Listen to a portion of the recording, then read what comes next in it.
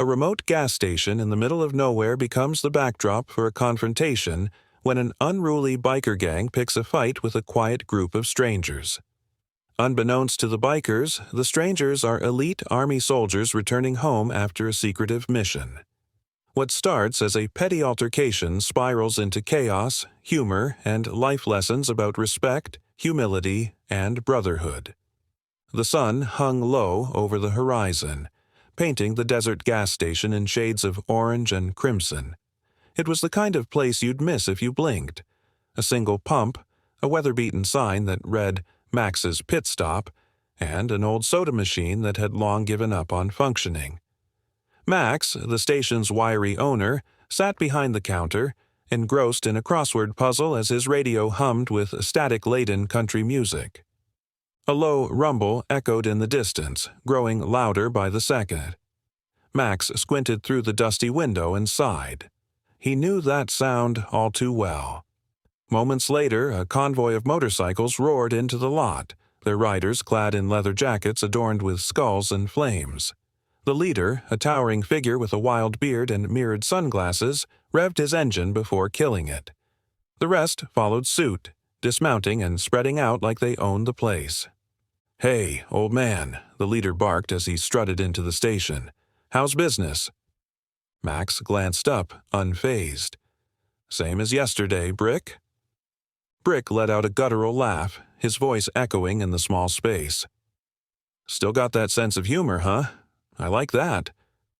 He grabbed a bottle of soda from the fridge, twisted off the cap, and took a swig before tossing a crumpled bill onto the counter. "Keep the change." As Brick's gang lounged around the station, their laughter and crude jokes filling the air, another vehicle pulled into the lot. A nondescript van, its paint scratched and dull from countless miles on the road. The sliding door opened and 3 men stepped out, stretching and exchanging quiet words. They wore no uniforms, but their bearing, straight-backed, alert, hinted at a military background.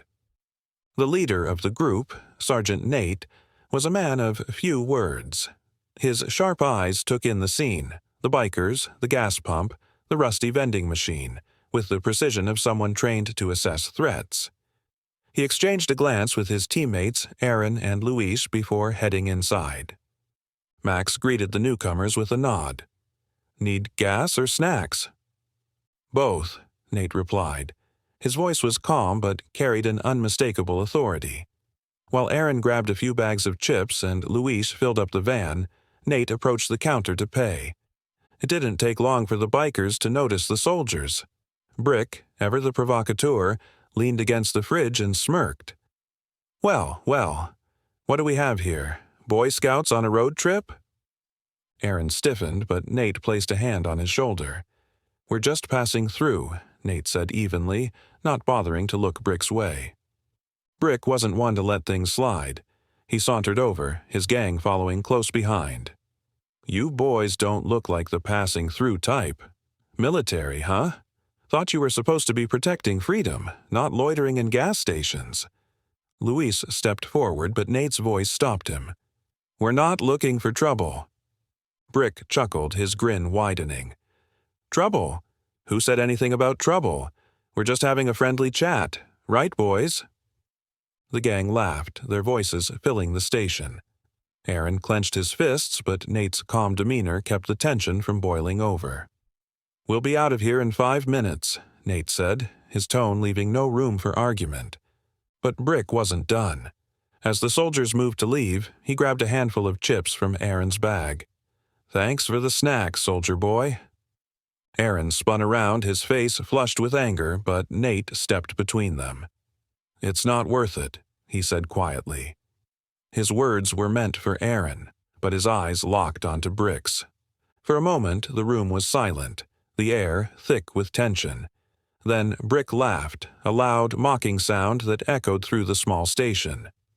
"Man, you guys are no fun. Let's go, boys." The bikers filed out, their laughter fading as they mounted their bikes. Brick was the last to leave, pausing at the door to shoot Nate a mocking salute. "See you around, Sergeant." As the roar of motorcycles faded into the distance, Max let out a low whistle. You handled that better than most would have. Nate nodded, his jaw tight, just trying to keep the peace. Luis shook his head, his voice tinged with frustration. They're not going to let this go, Nate. Guys like that never do. Max hesitated, looking out the window as if expecting the bikers to return any moment. Those guys think respect comes from making everyone else afraid of them. Especially Brick. He's had a grudge against the world for as long as I've known him. Sounds familiar, Nate said quietly, glancing at Luis. We've dealt with people like that before. Luis shrugged. Doesn't make it any less annoying. Aaron, still visibly upset, leaned against the counter. Why don't we just deal with them now? A quick lesson in humility. Nate shook his head. And what would that accomplish? A brawl at a gas station? More trouble than it's worth. Max gave Nate a curious look. You're not like most military types I've met. They'd have thrown the first punch. Nate allowed himself a small smile. Discipline isn't just for the battlefield. As the soldiers climbed back into their van, Aaron muttered, Discipline or not, those guys are going to push it too far. His voice was low, but the frustration was clear. They might, Nate agreed, his voice steady, but if they do, we'll handle it the right way. The van pulled out of the lot, the soldiers quiet as they considered the weight of what had just happened. Max stood by the window, watching their taillights fade into the horizon. Trouble had a way of circling back, and he had a bad feeling that this encounter was far from over. The desert sun had begun its slow descent, casting long shadows across the open road as the soldiers' van hummed along the asphalt. Inside, the atmosphere was thick with unspoken frustration. Aaron sat in the passenger seat, arms crossed tightly over his chest, while Luis leaned against the backrest, staring out the window. Nate, ever the steady hand, focused on the road ahead, his jaw set. They won't just let it go, Aaron muttered finally, breaking the silence. His voice was tight with suppressed anger. Guys like that don't back down after being embarrassed.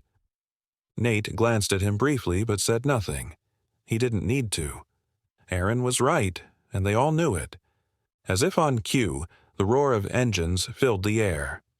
In the side mirror, Nate caught the telltale glint of chrome and leather as the biker gang closed in.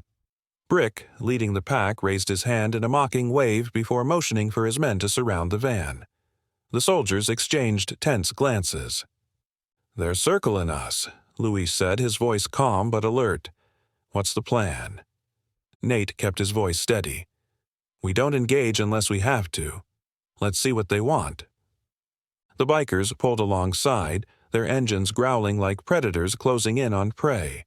Brick signaled to his men, and one biker swerved dangerously close to the van, slamming his fist against the side panel.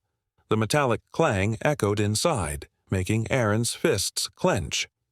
That's strike one, Aaron said through gritted teeth. Nate kept his hands firmly on the wheel, maintaining a steady speed. Stay calm. They're trying to provoke us. Brick, riding closest to the driver's side, leaned in and shouted over the roar of engines.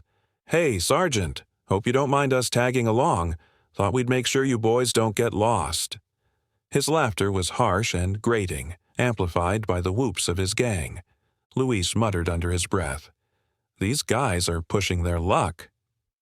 The bikers continued their antics, weaving dangerously close to the van and taking turns slapping the side mirrors. One even tossed an empty beer can onto the windshield, forcing Nate to switch on the wipers to clear the mess. Finally, Nate slowed the van and pulled onto the shoulder. Enough.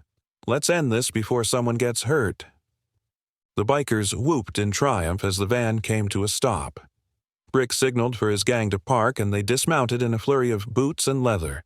The soldiers stepped out of the van, their movements measured but deliberate. Brick sauntered forward, a smug grin plastered across his face. You didn't think you could just waltz through my turf without paying the toll, did you? Toll? Nate asked, his tone even. What are we talking here? Brick spread his arms wide, feigning magnanimity. Oh, nothing much. Maybe that fancy watch of yours? Or the boots? Heard military-grade gear is top-notch." Aaron took a step forward, his eyes blazing. "You're out of line, pal." Brick's grin widened. "And what are you going to do about it, soldier boy?" Nate stepped between them, his voice calm but firm. "We're not looking for trouble, but if you keep pushing, you're going to find it." The tension in the air was palpable as the two groups squared off. Brick's gang shifted uneasily, emboldened by their leader's bravado but wary of the soldier's presence. For a moment, it seemed like the situation might de-escalate. Then Brick made his move. With a sudden lunge, he grabbed Aaron's watch and yanked it off his wrist. "Consider this your toll payment," he sneered. That was the breaking point. Aaron shoved Brick back, sending the larger man stumbling. The bikers roared in outrage, and in an instant the scene erupted into chaos. Luis ducked a wild swing from one of the bikers and countered with a well-placed elbow to the ribs. Nate disarmed another with a precise twist of the wrist, sending the man's weapon, a chain, clattering to the ground. Aaron, fueled by righteous anger, traded blows with Brick, their scuffle drawing the most attention. Despite the chaos, the soldiers moved with discipline and precision, their training evident in every motion. The bikers, though larger in number, were disorganized and sloppy. One by one, they fell back, their confidence faltering as their attacks were countered with calculated efficiency. Brick, however, was relentless. He charged at Aaron with a roar, tackling him to the ground. They rolled in the dirt, fists flying until Nate stepped in, grabbing Brick by the collar and hauling him to his feet. "Enough!" Nate barked, his voice cutting through the noise like a whip. "This ends here." Brick glared at him, his chest heaving. "You think this is over, Sergeant? You've got no idea who you're messing with." Nate met his gaze without flinching. "No, Brick, you don't know who you're messing with. Walk away while you still can." For a moment, it seemed like Brick might push further, but the look in Nate's eyes gave him pause. With a growl of frustration, he shrugged out of Nate's grip and signaled to his gang. "Let's go." The bikers mounted their bikes, their engines roaring back to life. Brick pointed a finger at Nate as they pulled away. "This isn't over," he shouted before speeding off. As the dust settled, Aaron picked up his watch from the ground and dusted it off. "Told you they wouldn't let it go." Nate sighed, running a hand through his hair. "It's over for now. Let's hope it stays that way." Luis shook his head. "Somehow, I doubt it." The soldiers climbed back into the van, the adrenaline still coursing through their veins. As they drove off, the horizon stretched out before them, vast and uncertain. Trouble might have been avoided for the moment, but deep down, they all knew the bikers weren't done yet. The soldiers had hoped to put the bikers behind them, but fate had other plans.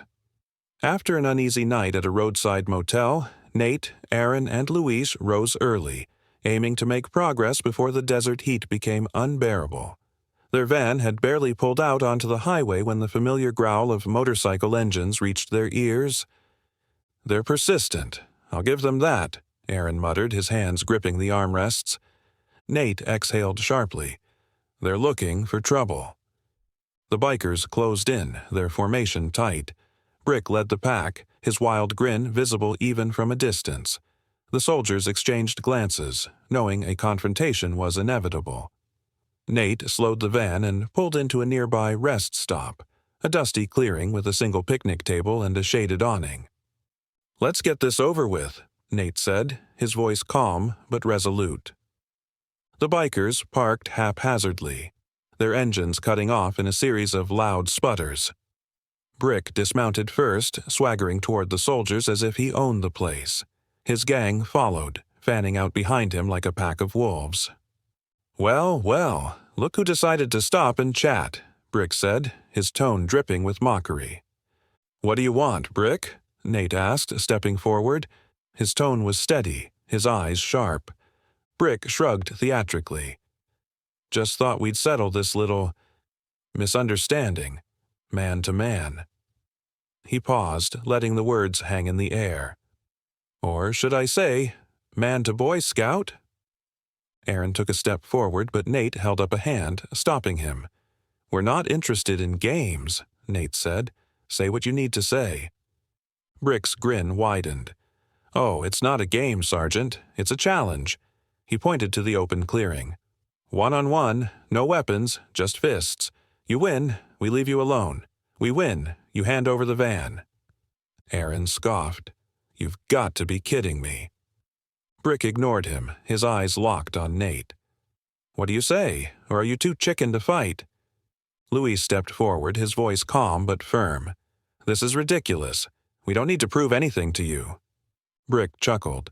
"You don't get it, do you? This isn't about proving anything. This is about respect, something you military types should understand." Nate considered his options. He could see the tension in his team, the barely restrained anger in Aaron's posture, and the quiet readiness in Luis's stance. He knew Brick wasn't going to back down, and the longer they delayed, the worse things could get. "Fine," Nate said finally, "but we do this my way.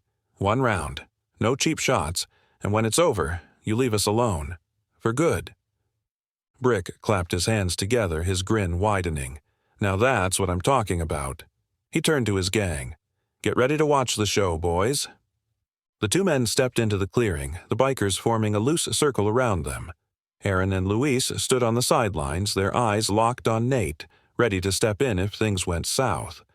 Brick rolled his shoulders, his knuckles cracking ominously. "You sure about this, Sergeant? I'd hate to mess up that pretty face of yours." Nate didn't respond. He shifted into a fighting stance, his body relaxed but alert. The fight began with Brick charging forward, his fists swinging in wide arcs. Nate sidestepped the first punch and countered with a quick jab to Brick's side. The larger man grunted but barely flinched, his thick frame absorbing the impact. "You're going to have to hit harder than that," Brick taunted, throwing another wild punch. This time, Nate ducked and landed a solid hit to Brick's ribs, making the biker stagger. The onlookers erupted into a mix of cheers and jeers, the bikers shouting encouragement while Aaron and Luis watched silently, their expressions tense. Brick growled, his movements growing more aggressive. He feigned a left hook, then swung low, aiming for Nate's stomach. Nate blocked the attack with his forearm and retaliated with a precise uppercut, catching Brick under the chin. The blow sent Brick stumbling back, his confidence faltering. For the first time, the bikers looked uncertain. "You're faster than you look," Brick admitted, wiping blood from his lip, "but I'm just getting started." He lunged again, this time managing to grab Nate by the shoulders and slam him to the ground. The impact sent up a cloud of dust, and the bikers roared in approval. Aaron started forward, but Luis grabbed his arm. "Trust him," Luis said quietly. "He's got this." On the ground, Nate twisted his body, breaking free from Brick's grip. He rolled to his feet and delivered a swift kick to Brick's knee, forcing the larger man to stumble. Seizing the opportunity, Nate landed a series of quick punches to Brick's torso, each one precise and powerful. Brick fell to one knee, gasping for air. The fight was over. Nate stepped back, his breathing steady despite the exertion. He extended a hand to Brick, who stared at it for a long moment before reluctantly taking it. "You fought well," Nate said simply. "But this ends here. No more games, no more challenges. Agreed?" Brick hesitated, then nodded. "Agreed." The bikers murmured among themselves, their earlier bravado replaced with quiet respect. Brick turned to his gang and raised a hand. "Let's go." One by one, the bikers mounted their motorcycles and rode off, their engines fading into the distance. Brick was the last to leave, giving Nate a final nod before following his gang. As the dust settled, Aaron let out a low whistle. "Didn't think they'd actually back down." Luis grinned. "You underestimate the power of a well-earned beating." Nate smiled faintly, his gaze on the horizon. "Let's get moving. Something tells me this isn't over yet." The soldiers climbed back into the van, the tension easing slightly as they drove away. The fight might have ended, but the road ahead remained uncertain. The tension that had simmered since the first encounter with the bikers had not dissipated. Even after the one-on-one challenge with Brick, the air in the van was thick with unease. Nate kept his eyes on the road, Aaron scanned the passing scenery, and Luis, ever the calm observer, watched the rearview mirror for any signs of pursuit. "We shouldn't have let them off so easily," Aaron grumbled after an hour of silence. "Guys like that don't just give up." Nate's hands gripped the steering wheel a little tighter. They know where the line is now. That's what matters. Luis sighed. "Aaron's not wrong, though. I've seen that kind of bravado before. It doesn't just disappear." As if on cue, the faint hum of engines grew louder, signaling the biker's return. Luis's eyes flicked to the rearview mirror. "Incoming," he muttered. Aaron spun around to look out the back window. "You've got to be kidding me." Nate exhaled sharply. "Looks like they didn't take the lesson to heart." The bikers closed the distance quickly, their formation tighter this time, their intent unmistakable. Brick was at the head of the pack, his expression set in grim determination. The soldiers exchanged silent glances, preparing themselves for whatever was coming. "Pull over," Nate said finally, his voice steady. "We're ending this now." Aaron opened his mouth to argue, but thought better of it. Luis nodded silently. The van slowed and pulled to the side of the highway, its tires kicking up dust. The bikers followed suit, parking in a semicircle around the soldiers. Their engines died one by one, leaving a heavy silence. Brick dismounted first, his boots crunching against the gravel as he approached. "Told you this wasn't over," he said, his voice low and menacing. "What do you want, Brick?" Nate asked, stepping out of the van. His tone was calm, but there was an edge to it. Brick smirked. "A real fight. None of that one-on-one nonsense. Your team against mine. Prove you're as tough as you pretend to be." Aaron stepped forward, his frustration bubbling over. "We don't need to prove anything to you." Brick's smirk widened. "That's what I thought. Cowards." Nate held up a hand, silencing Aaron. He took a step closer to Brick, his eyes locked on the bikers. "You want a challenge? Fine. But we do this our way. A test of strength, not violence." Brick raised an eyebrow. "What kind of test?" Nate gestured to the open field beside the highway. "Tug of war, your team against mine. If you win, we walk away. If we win, you leave us alone for good." The bikers exchanged uncertain glances, but Brick laughed. "You're on, Sergeant. Hope you're ready to lose." The soldiers and bikers gathered in the clearing, their makeshift rope, a length of heavy chain, laid out between them. The teams lined up, their hands gripping the chain tightly. Brick and Nate stood at the front of their respective teams, their eyes locked in a silent battle of wills. "On my count," Nate said. 3, 2, 1. The chain went taut as both teams pulled with all their strength. The bikers surged forward, their brute force giving them an early advantage. The soldiers, however, held their ground, their movements coordinated and deliberate. "Dig in," Nate shouted, his voice cutting through the grunts and shouts. The soldiers adjusted their footing, their synchronized efforts gradually overpowering the bikers' chaotic pulling. Brick's gang began to falter, their lack of coordination becoming evident. Sweat dripped down their faces as they struggled to maintain their grip on the chain.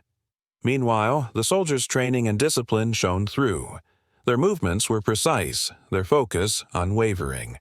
The bikers' frustration mounted. One of them, a wiry man with a snake tattoo curling around his neck, slipped in the dirt, nearly losing his grip. "Pull harder," Brick barked, but the gang's strength was waning. On the soldiers' side, Luis shouted commands, encouraging his team to keep their rhythm. 1, 2, pull! 1, 2, pull!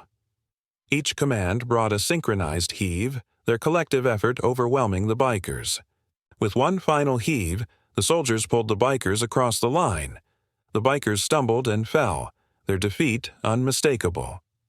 Brick glared at Nate, his chest heaving as he struggled to catch his breath.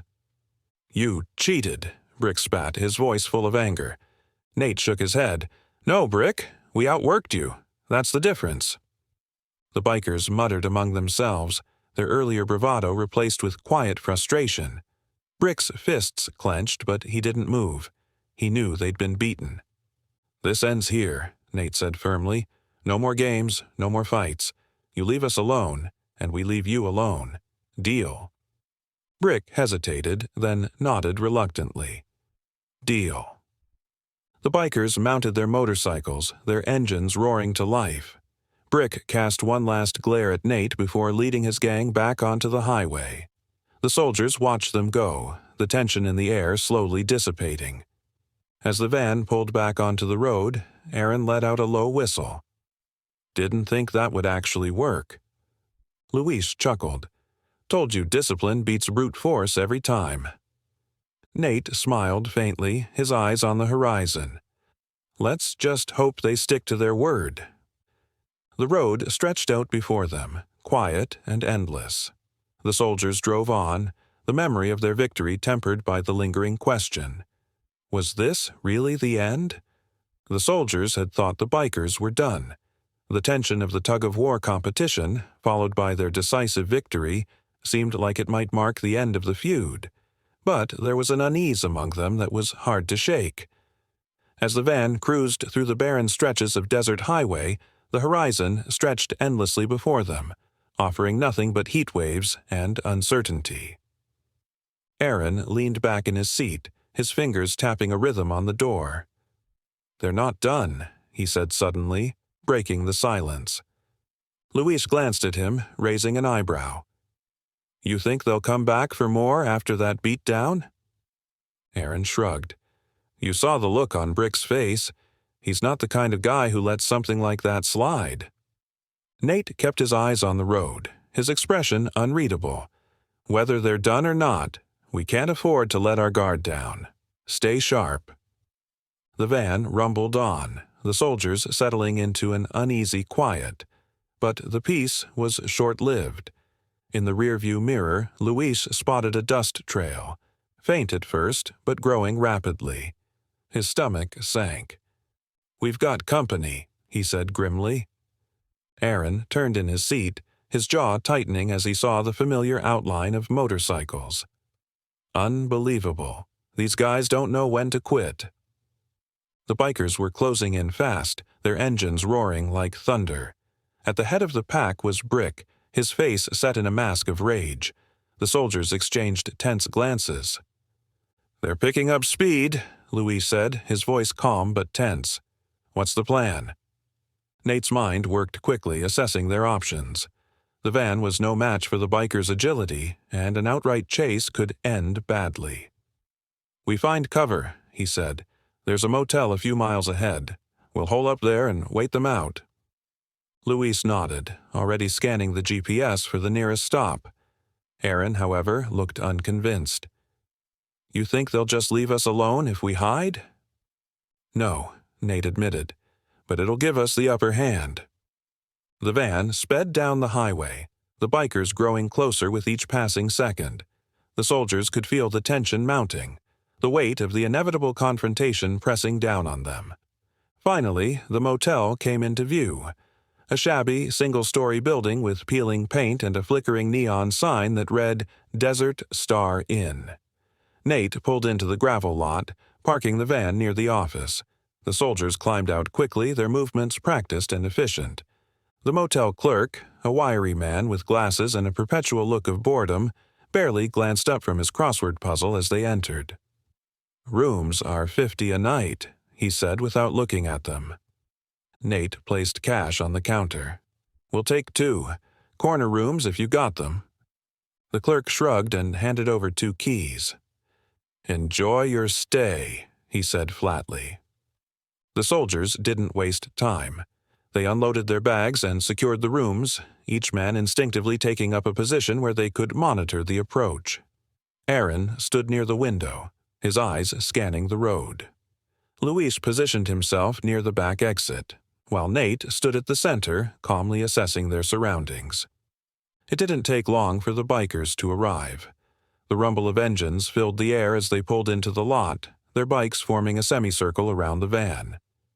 Brick dismounted first, his movements deliberate and slow. He gestured for his men to stay back as he approached the office. The soldiers exchanged a glance. "He's coming in," Aaron said. Nate nodded. "Let him." Brick pushed open the door, his boots thudding heavily against the linoleum floor. He stopped a few feet from the counter, his eyes scanning the room before landing on Nate. "Nice place you picked," Brick said, his tone laced with mockery. "Figured you'd have better taste, Sergeant." Nate didn't respond, his gaze steady. "What do you want, Brick?" Brick grinned, though it didn't reach his eyes. "What I want is payback. You humiliated me in front of my crew, and that doesn't sit right with me." Nate crossed his arms. "You lost fair and square. This isn't about payback. It's about your pride." Brick's grin faltered, replaced by a scowl. "Call it whatever you want. I'm not leaving until we settle this." Aaron stepped forward, his frustration evident. "You really want to do this again? You lost once, and you'll lose again." Brick's eyes narrowed. "You talk a lot for someone who hasn't proven anything." Luis stepped in, his voice calm but firm. "We're not looking for a fight, but if you push us, you won't like the outcome." The room was tense, the air thick with the threat of violence. Brick's hand twitched as if itching to make a move. But before he could, Nate spoke. "You've got a choice, Brick," he said evenly. "Walk away now, and this ends here. Push any further, and you'll regret it." For a moment, the room was silent, the two men locked in a battle of wills. Then Brick laughed, a harsh, bitter sound. "You're good, Sergeant. I'll give you that. But this isn't over." He turned on his heel and left, his boots echoing against the floor. Outside, he mounted his bike and barked orders to his gang. The bikers roared out of the lot, their engines fading into the distance. The soldiers watched them go, their expressions unreadable. Aaron was the first to speak. "You think he's coming back?" Nate didn't answer right away. "Maybe, but we'll be ready if he does." The Desert Star Inn fell silent once more. The only sound the faint hum of the neon sign outside. The soldiers settled in for a long night, knowing that the road ahead was anything but clear. The morning after their tense encounter at the Desert Star Inn came quietly, though the soldiers knew better than to trust the calm. The sky was streaked with pink and gold, and the air held a deceptive stillness that felt more like the pause before a storm. Nate, Aaron, and Luis packed their gear in silence, each lost in thought. "You think they'll try something here?" Aaron asked, breaking the quiet as he glanced out the motel window. Luis, standing by the door, shook his head. "Too public. Brick's not that reckless, but he's not done." Nate zipped his bag and slung it over his shoulder. "That's why we're not waiting around to find out. Let's move." The soldiers loaded up the van and pulled out of the lot, heading back to the highway. The tension from the previous night lingered, thick and suffocating. None of them spoke much as the miles slipped by, their eyes scanning the road and mirrors for trouble. Trouble found them. Luis noticed the dark shapes first, shadows blending into the heat waves above the asphalt.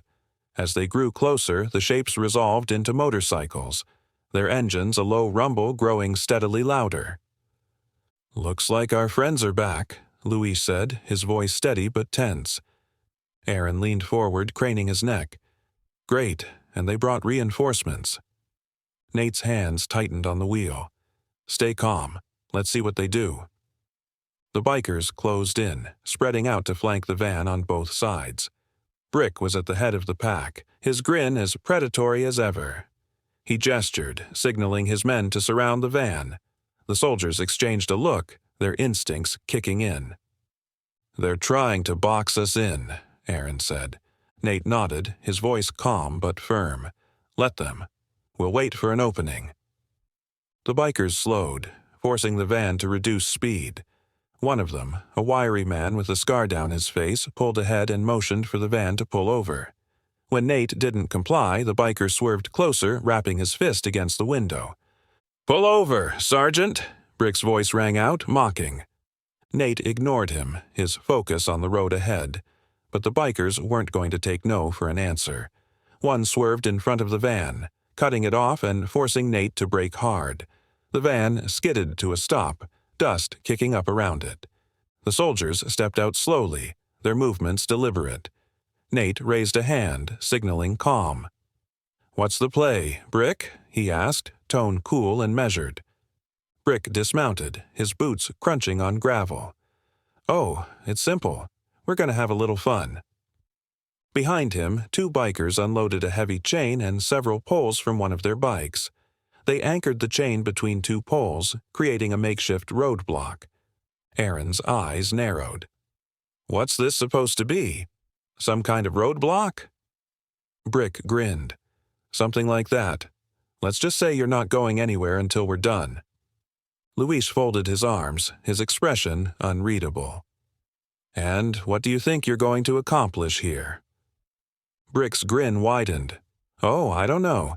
Maybe we'll take that van of yours for a spin, or maybe we'll just leave you here and see how you like walking." Nate took a step forward, locking eyes with Brick. "You've made your point. Now move."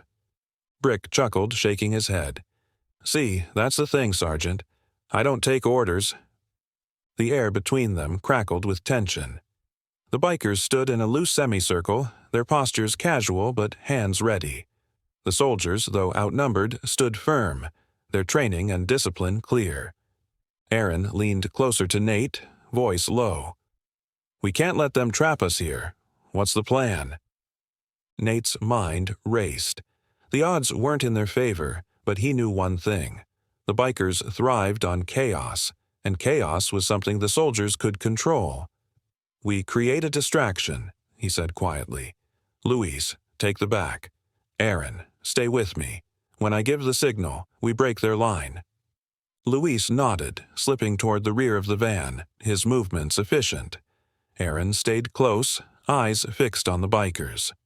Brick was still talking, his voice a low drone as he gloated. Nate used the moment to his advantage. With a sharp whistle, he gave the signal. Luis moved first, circling and shoving one of the poles anchoring the chain barrier. The motion caught the bikers off guard, drawing their attention. At the same time, Nate and Aaron surged forward, their movements fast and coordinated. They slammed into the bikers, creating an opening. The bikers scrambled, some mounting their bikes while others lunged at the soldiers. Nate and Aaron fought with precision, their movements honed by years of training. Luis joined them moments later, using the fallen pole as an improvised weapon to keep the bikers at bay. Within minutes, the soldiers broke through. Nate shouted for his team to fall back, and they retreated to the van. Aaron threw open the door, and they piled in as Nate started the engine. The bikers gave chase, engines roaring behind them, but the van had speed on the open road. Nate pushed the vehicle to its limits, the tires kicking up dust that obscured their pursuers' vision. After several tense minutes, the bikers began to fall back, their figures shrinking in the rearview mirror. Luis let out a breath. That was too close. Aaron leaned back, fists still clenched. "They're not going to stop, are they?" Nate's expression was grim. "Not until we make them." The van roared down the highway, the desert stretching out around them like an endless battlefield. The soldiers had escaped the trap, but they knew the fight wasn't over. The soldiers thought they had seen the worst of the bikers' antics, but as the desert faded into the rolling hills of the countryside, the stakes shifted. By late afternoon, the van was running low on gas, and Nate knew they needed to stop soon. The narrow two-lane road they traveled offered little refuge, the sparse trees and open fields leaving them exposed. "There's a gas station about 10 miles up," Luis said, tapping at his phone's map. "Looks small, but it'll do." Aaron glanced over his shoulder. "And what about them?" He pointed to the distant dust cloud in the rearview mirror. The bikers weren't giving up. "We don't have a choice," Nate said, his tone firm. "We refuel fast and stay alert." The gas station appeared just as Luis predicted, a solitary building with a few pumps and a faded sign that read, "Tom's Gas and Diner." Nate pulled in, the van coming to a stop by the nearest pump. The soldiers moved quickly, each man taking on a task. Luis began fueling, Aaron kept watch, and Nate stepped inside to pay. The interior of the station was as worn as the exterior.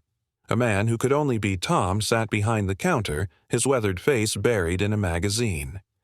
He looked up as Nate entered, his eyes narrowing slightly. "Y'all look like you're in a hurry," Tom said, his voice gravelly. "Just passing through," Nate replied, handing over cash. "Keep the change."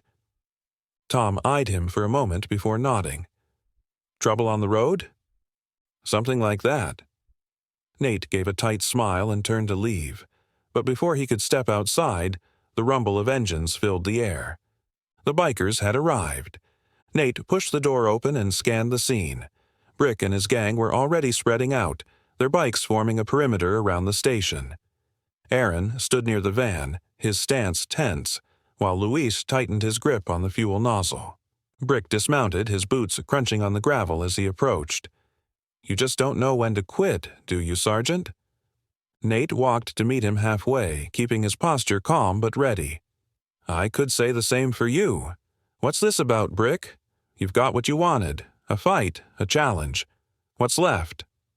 Brick smirked, his eyes gleaming with malice. "Respect. And I'm not leaving without it." Aaron stepped forward, his frustration boiling over. "You don't get respect by bullying people." Brick's expression darkened. "I'll take it however I can get it." He snapped his fingers and his gang moved closer, their numbers overwhelming.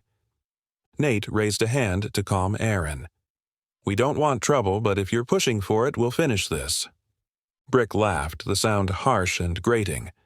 "You're outnumbered, Sergeant. I don't think this is a fight you can win." The soldiers moved as one, their training kicking in. Aaron shifted to cover Luis, who was nearly done fueling the van, while Nate stepped back to give orders. Brick's gang began circling, their presence oppressive.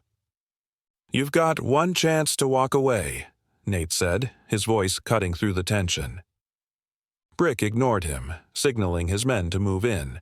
The bikers surged forward, their numbers overwhelming. Aaron grabbed a length of pipe from the van, using it to block an incoming swing from one of the bikers. Luis ducked under another attack, his quick movements keeping him just out of reach. Nate met Brick head-on, their clash drawing the attention of both sides. Brick swung wildly, his brute strength evident, but Nate's precision and training gave him the upper hand. He dodged and countered, landing calculated blows that sent Brick reeling. Despite their coordination, the soldiers were outnumbered. The bikers pressed harder, their chaotic attacks making it difficult for the soldiers to hold their ground. Nate spotted Luis fending off two attackers at once and moved to assist, his focus sharp despite the chaos. Inside the station, Tom watched the melee unfold, his expression unreadable. After a moment, he disappeared into the back room. When he returned, he was holding a shotgun. The loud crack of the shotgun cut through the noise, freezing everyone in place. "That's enough," Tom bellowed, stepping out onto the porch. His presence, combined with the weapon, commanded attention. Brick glared at him. "This ain't your fight, old man." Tom cocked the shotgun. "It is now. I don't want this kind of trouble at my station. You take your boys and get out of here, or we'll see how tough you are when you're full of buckshot." The bikers hesitated, their confidence wavering. Brick clenched his fists, but even he seemed to recognize the shift in power. After a tense moment, he spat on the ground and motioned for his gang to back off. "This isn't over," Brick growled, his voice low and menacing. "You haven't seen the last of us." Nate didn't respond, his eyes locked on Brick until the gang mounted their bikes and roared away. The soldiers stood still, their breaths heavy as the sound of engines faded into the distance. Tom lowered the shotgun and glanced at Nate. "You boys got some serious enemies." Nate nodded. "We've noticed. Thanks for stepping in." "Don't mention it," Tom said, his tone gruff. "Just don't bring this mess back here." The soldiers finished refueling and climbed back into the van. As they pulled onto the highway, the weight of the encounter settled over them. Aaron broke the silence. "They're not going to stop, are they?" "No," Nate said quietly. "But neither are we." The road stretched ahead, long and uncertain. The soldiers knew the fight was far from over, but they also knew they couldn't afford to back down. The silence in the van was suffocating. Each mile Nate, Aaron, and Luis put between them and the gas station felt like a countdown. The bikers' taunts and Brick's chilling words echoed in their minds, leaving no doubt that the gang would return. Aaron finally broke the silence. "We can't keep running. This isn't working." Nate's eyes stayed on the road. "We're not running. We're regrouping." Luis glanced back at the highway.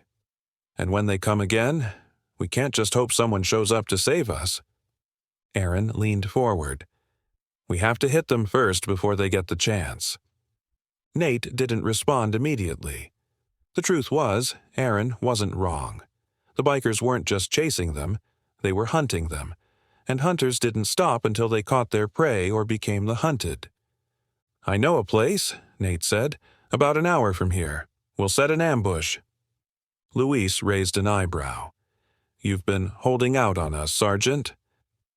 "Old training ground," Nate replied. "Secluded, controlled entry points. We'll use their numbers against them." Aaron nodded. "About time we took the fight to them." The van rumbled down the highway. The tension shifted from apprehension to anticipation as the soldiers prepared. When they arrived, the site was exactly as Nate described: a secluded clearing surrounded by woods, with a single dirt road leading in. Crumbling walls from an old structure stood at the edge, offering cover. A shallow stream ran along the perimeter, its soft sounds masking movement. "Perfect," Aaron said, stepping out of the van and surveying the area. "They won't know what hit them." Nate laid out the plan. "Luis, take the high ground near those rocks. Signal when they're close. Aaron, you'll be at the barricade. We'll funnel them in." Luis grinned. "And you?" "I'll be in the thick of it," Nate said. No hesitation. The soldiers worked quickly. Luis climbed to his vantage point, setting up a clear line of sight. Aaron dragged logs and debris to create a barricade across the road. Nate prepared their gear, double-checking everything. Each man moved with a sense of purpose, their years of training evident in the precision of their actions. As twilight fell, Luis's voice crackled through the radio. "They're coming. Brick brought everyone this time." Nate responded calmly. "Stay in position. Let them come."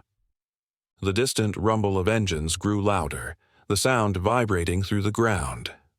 One by one, the bikers emerged, headlights cutting through the gloom.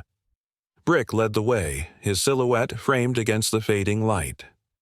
Aaron tensed behind the barricade, gripping a metal bar. Luis watched from above, breathing steady. Nate stood in the clearing, calm but ready. The bikers stopped just outside the clearing. Brick dismounted, his movements deliberate. "Nice spot, Sergeant," he called. "But it won't save you."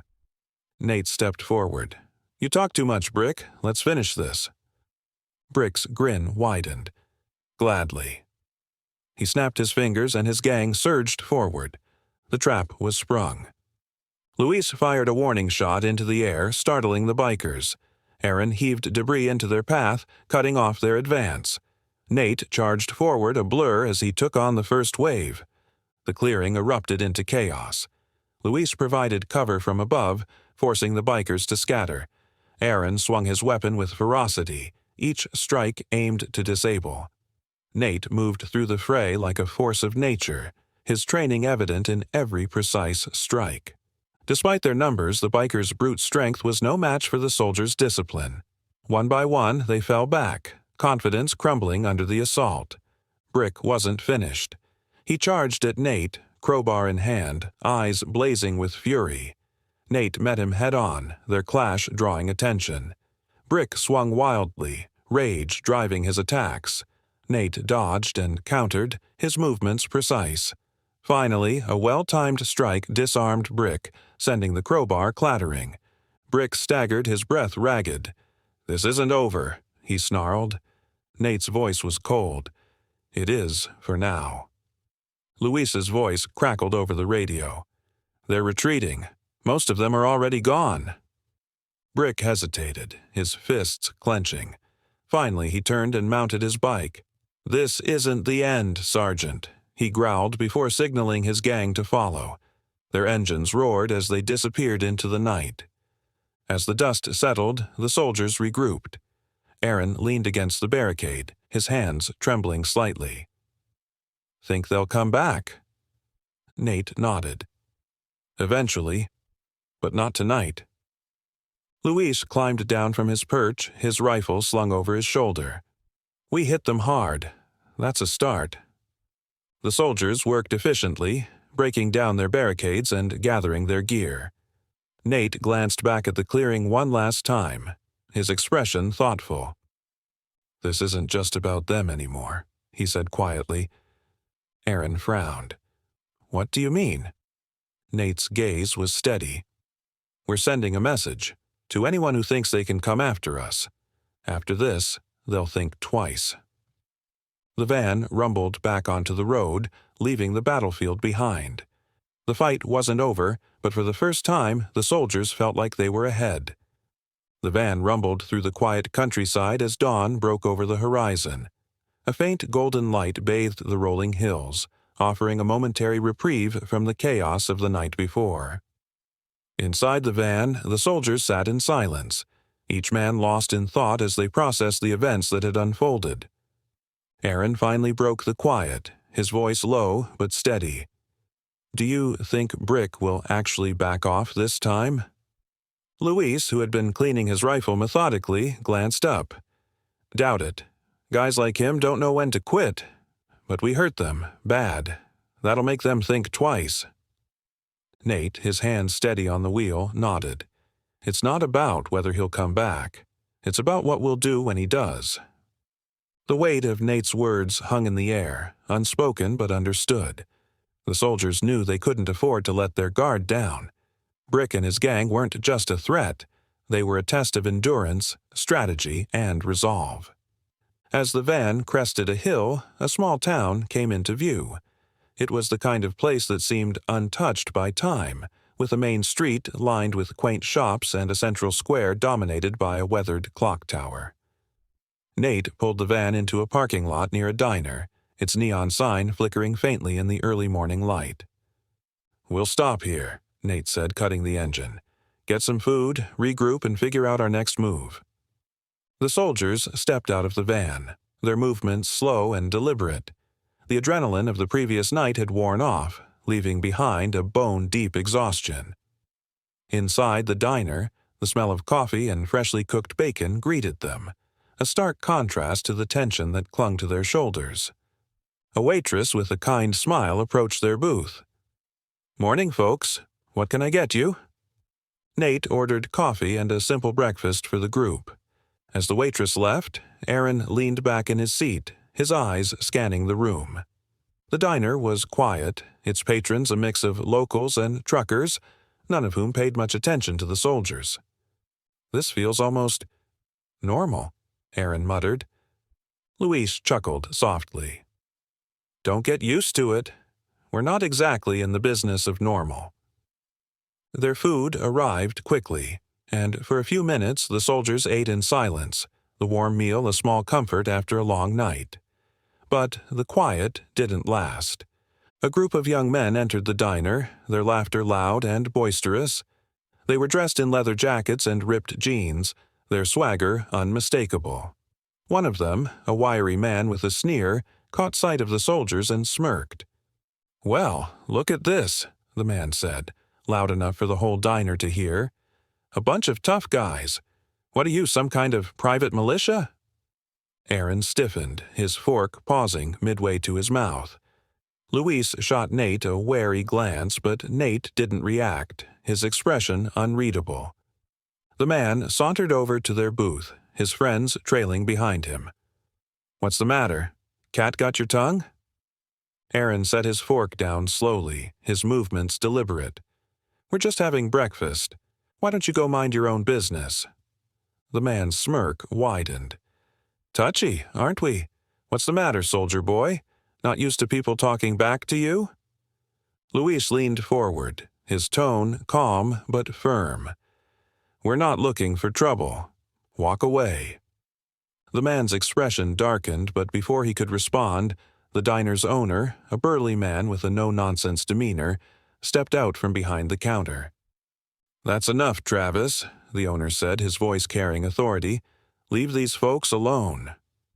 Travis hesitated, his bravado faltering under the owner's stern gaze. With a muttered curse, he motioned for his friends to follow him to a booth on the other side of the diner. The soldiers resumed their meal, the tension in the air slowly dissipating. But as they finished their breakfast and prepared to leave, Nate noticed the owner watching them closely. "Thanks for stepping in back there," Nate said as he paid the bill. The owner nodded. "Don't mention it. I've seen your type before. Men who've been through things most of us can't imagine. You didn't need that kind of trouble." Nate offered a small smile. "Appreciate it." Luis spoke as they stepped outside. People like Travis always test their limits. You give them an inch, they'll take a mile. Good thing he backed down. Aaron chuckled darkly. He backed down because he had to. Someone like him doesn't walk away because they want to. Nate started the van, the engine's hum filling the quiet morning. As they pulled back onto the road, the small town faded into the distance, replaced by the open expanse of the countryside. Aaron finally broke the lingering silence, glancing at the rearview mirror. "Do you think people like Travis ever learn? Or are they just stuck in their ways, picking fights they can't win?" Luis leaned back, staring at the horizon. "Some people learn the hard way, but most of them? They don't want to learn. They think they're invincible until someone proves otherwise." Nate's voice broke through, steady as always. "That's why we don't waste time on people like him. Our job is to stay focused, stay ready, and handle what's in front of us. Anything else is a distraction." For the first time in what felt like days, the soldiers allowed themselves a moment of quiet reflection. The road ahead was uncertain, but one thing was clear. They were in this together, and they wouldn't back down. The sun was high in the sky when Nate pulled the van onto a desolate stretch of road flanked by sparse trees and open fields. The quiet hum of the tires on asphalt was the only sound as the soldiers mentally prepared for what they knew was coming. Brick wasn't done with them, and the looming confrontation felt inevitable. Aaron leaned forward in his seat, his gaze fixed on the horizon. "We should talk about what happens when they catch up to us." Luis glanced at him from the back seat. "If they catch up to us." "They will," Nate said matter-of-factly, his eyes scanning the road ahead. "It's not a matter of if, it's a matter of when. And when they do, we'll be ready." The weight of his words settled over them. The soldiers had faced worse odds before, but something about this fight felt different. This wasn't a battlefield with clear objectives or rules of engagement. This was personal. The van slowed as Nate spotted a small rest stop ahead, a solitary gas station with a few picnic tables under a metal awning. He pulled in and killed the engine, the sudden silence pressing against their ears. Luis stepped out first, stretching his legs and scanning the area. "This'll do," he said, nodding toward the open space behind the station. "Good sightlines. Plenty of cover if we need it." Aaron followed, his eyes sweeping the horizon. "It's exposed, though. We'll see them coming, but they'll see us, too." "That's the point," Nate said, stepping out of the van. He moved to the rear and opened the doors, revealing their gear. "We make them come to us, force them into a situation they can't control." The soldiers set to work, their movements efficient and practiced. Luis scouted the perimeter, identifying potential ambush points. Aaron reinforced the area around the van, using whatever he could find to create a makeshift barricade. Nate checked their weapons, ensuring everything was ready for the fight they all knew was coming. By the time they were done, the sun had begun its descent, casting long shadows across the landscape. The air was still, the quiet almost oppressive. Then, in the distance, came the sound they had been waiting for, the low rumble of motorcycle engines. Luis crouched behind a stack of tires near the edge of the station, his binoculars raised. "They're coming," he said into his radio. "At least a dozen of them. Looks like Brick brought everyone who's still standing." Nate's voice came through, calm and steady. "Hold your position. Let them make the first move." The bikers arrived in a swarm, their engines roaring as they spread out to surround the station. Brick was at the front, his presence commanding as he dismounted his bike and surveyed the scene. "Well, well," he called out, his voice carrying over the distance. "You boys just don't know when to quit, do you?" Nate stepped out from behind the van, his stance relaxed but deliberate. "Funny, I was about to say the same thing to you." Brick laughed, the sound harsh and mocking. "You think you can scare me? You're outnumbered, outgunned, and out of your league." Nate didn't respond, his calm demeanor a stark contrast to Brick's bravado. The bikers shifted restlessly, their confidence wavering in the face of the soldier's composure. "You've got one chance to walk away," Nate said, his voice steady. "Take it." Brick's expression darkened. "I don't think so, Sergeant." He snapped his fingers and his gang surged forward. The soldiers moved as one, their training and coordination evident in every step. Luis fired the first shot, his aim precise as he targeted the bikers' front line. The chaos that followed was immediate and overwhelming. Aaron held his position near the van, using the barricade as cover as he fended off two attackers at once. His movements were calculated, each strike designed to incapacitate without wasting energy. Luis provided cover fire from his perch, forcing the bikers to scatter and breaking their momentum. Nate waded into the thick of the fight, his presence commanding as he took on Brick directly. The two men clashed in a brutal exchange, Brick's brute strength meeting Nate's precision and skill. The sound of fists connecting with flesh echoed through the air, each blow a testament to their determination. The bikers, despite their numbers, were uncoordinated and reckless. The soldiers exploited every weakness, their discipline and strategy turning the tide of the battle. One by one, the bikers fell back, their confidence eroding under the relentless assault. Brick, bloodied but unyielding, refused to retreat.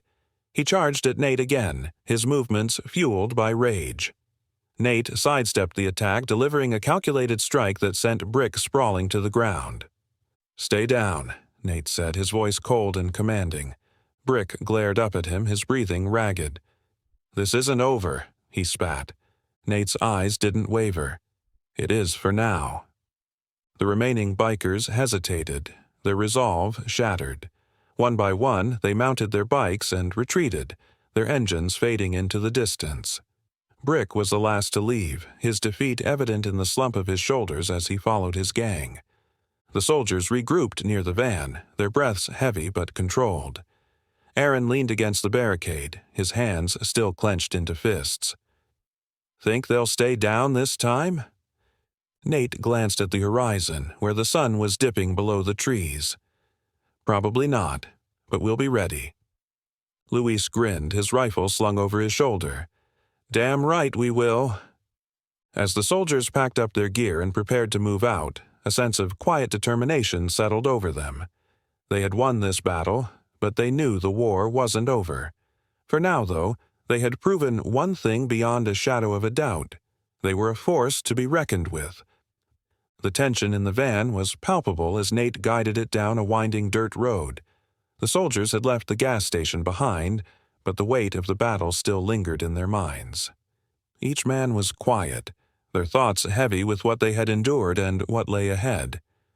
Luis broke the silence first, his voice uncharacteristically subdued. "You think Brick's gonna let this go? Or is he gonna come back twice as mad?" Aaron, who had been cleaning the knuckles of his gloves with a grim determination, scoffed. "Guys like him don't quit. They regroup, find a way to hit you where it hurts. He'll come back. We all know it." Nate's gaze remained on the road ahead, his hands steady on the wheel. "If he comes back, we'll deal with it. But it's not just him we have to worry about anymore." Luis frowned. "What do you mean?" Nate hesitated for a moment before answering. "Word travels. People like Brick, They've got connections. We've already made a name for ourselves, whether we wanted to or not." The van crested a hill, revealing a small, run-down town nestled in a valley below. The site was a stark contrast to the peaceful countryside they had just passed through. Boarded-up windows, graffiti-streaked walls, and crumbling sidewalks spoke of a place left behind. "Think this is safe?" Aaron asked, eyeing the town warily. "Safe enough," Nate replied. "We'll keep a low profile, grab what we need, and get out." The van rolled into the town, its presence drawing curious and suspicious glances from the few locals lingering on the streets. Nate parked near a convenience store, and the soldiers stepped out, their movements deliberate but unthreatening. Inside, the store was dimly lit, its shelves sparsely stocked. A middle-aged man stood behind the counter, his eyes narrowing slightly as the soldiers entered. Nate approached, his demeanor calm but assertive. "We're just passing through," he said. "Looking for some supplies." The man nodded reluctantly. "Help yourselves. Just don't bring trouble here." Luis and Aaron fanned out, gathering water, non-perishables, and a few basic first-aid items. As they worked, Nate kept an eye on the entrance, his instincts sharp. The store was quiet, but there was an undercurrent of tension that put him on edge. Then it happened. The sound of a gunshot shattered the stillness, followed by a scream from outside. Nate moved immediately, his instincts propelling him toward the door. Aaron and Luis followed, their hands on their weapons as they scanned the street. A block away, a small crowd had gathered around a parked car. A woman knelt on the ground, cradling a young boy who was clutching his arm. Blood seeped through his fingers and his face was contorted in pain. Luis approached cautiously. "What happened?" A man in the crowd, his face pale with fear, gestured toward the alley. "Some bikers. They drove through, shooting at anything that moved. Didn't even stop." Aaron swore under his breath. "They're sending a message." Nate crouched beside the woman, his tone gentle but firm. "Let me see." The boy whimpered as Nate examined the wound. It was a graze, painful but not life-threatening. Still, the panic in the mother's eyes told him everything he needed to know. Luis knelt beside him, pulling out a small first-aid kit. "We've got this, ma'am. Just stay calm." As Nate and Luis worked to clean and bandage the wound, Aaron scanned the area, his eyes hard. "This is on Brick. He's not just coming for us. He's making everyone else pay the price." Nate finished securing the bandage and stood, his expression grim. "We can't let this escalate. If he thinks he can control people with fear, he'll keep pushing until someone stops him." Luis glanced at the mother and son. "What about them? If Brick's gang comes back—" Nate's jaw tightened. "They're not coming back here. We'll make sure of it." The soldiers returned to the van, their supplies forgotten in the wake of what they had just witnessed. Nate started the engine, his gaze fixed on the road ahead. Aaron leaned forward. "What's the plan?" "We find them," Nate said simply, "before they hurt anyone else." The van roared down the road, leaving the broken town behind. The soldiers' resolve was stronger than ever, fueled by the knowledge that their fight was no longer just about survival. It was about protecting the innocent and standing against those who thrived on chaos. As they drove, Luis broke the silence. "You think they're expecting us to come after them?" "Doesn't matter," Nate replied. "They'll know soon enough." Aaron spoke up, his voice edged with frustration. "We keep hitting back, but what's the end game here? How many more people get caught in the crossfire before this is over?" Nate's gaze hardened. "That's why we end it now. No more running. No more waiting for them to make the first move. We take the fight to them, and we finish it." The road stretched on, long and uncertain, but one thing was clear. The soldiers weren't running anymore. They were taking the fight to Brick, and they wouldn't stop until it was over. The van hummed along the narrow road as the soldiers pressed forward, their destination uncertain but their resolve unwavering. Nate drove in silence, his focus sharp, while Aaron and Luis exchanged the occasional glance, their unspoken thoughts mirrored in the tension between them. Luis finally broke the silence. "We can't keep running into this blind. If we're going after Brick, we need more than just guts and grit." Aaron nodded, leaning back against the seat. "He's right, Nate. We've got training, sure, but Brick's got numbers. We need an edge." Nate's jaw tightened as he considered their words. They weren't wrong. Brick's gang was relentless, and while the soldiers had managed to hold their ground so far, the odds were stacked against them. They needed something, or someone, to tip the balance. As if in answer to their silent question, the faint sound of a motorcycle engine reached their ears. Nate's eyes flicked to the rearview mirror, his grip on the steering wheel tightening. "We've got company." Luis turned in his seat, squinting at the lone figure approaching on a sleek black bike. "Just one rider. Doesn't look like Brick's style." Aaron frowned. Could be a scout, or bait. Nate nodded, pulling the van to the side of the road. "Either way, we're not taking chances." The soldiers exited the van with practiced precision, spreading out to cover each angle. The rider slowed as they approached, their leather jacket glinting in the sunlight. When they came to a stop a few yards away, they removed their helmet, revealing a face that was both unfamiliar and oddly reassuring. It was a woman, her sharp features framed by shoulder-length hair. She raised her hands in a gesture of peace, her voice steady as she spoke. "I'm not here to fight. Name's Alex. I think we can help each other." Aaron exchanged a skeptical glance with Luis, his hand still resting on the grip of his sidearm. "Help us how?" Alex swung one leg off the bike and stood, her posture relaxed but confident. "Brick's not just your problem. He's been tearing through this area for months, hitting towns, extorting locals, leaving chaos in his wake. I've been tracking him." Nate stepped forward, his tone measured. "Why?" Alex's eyes hardened. "Because he killed my brother." The words hung in the air, heavy with the weight of unspoken pain. For a moment, the soldiers studied her, gauging the sincerity in her voice and the determination in her stance. Luis broke the silence. "You've been tracking him alone? That's gutsy." Alex shrugged. "Didn't have much choice, but I've learned a lot. I know where he's holed up, his supply routes, his weak points." Aaron crossed his arms, his expression skeptical. "And you're just offering this information out of the kindness of your heart?" Alex met his gaze without flinching. "I don't care about your motives. I care about taking Brick down. If we can work together, we've got a shot at stopping him for good." Nate studied her for a long moment before nodding. "All right, let's hear what you've got." Alex pulled a folded map from her jacket pocket, spreading it out on the hood of the van. She pointed to a marked location near the edge of a forest. "This is his main camp. It's heavily guarded, but he doesn't trust anyone else to handle his supply runs. That's where he's vulnerable." Luis leaned over the map, his brow furrowed. "How many men are we talking?" 20, maybe 30 at the camp," Alex said. "But on supply runs, it's smaller, 5 or 6 at most." Aaron tapped the map.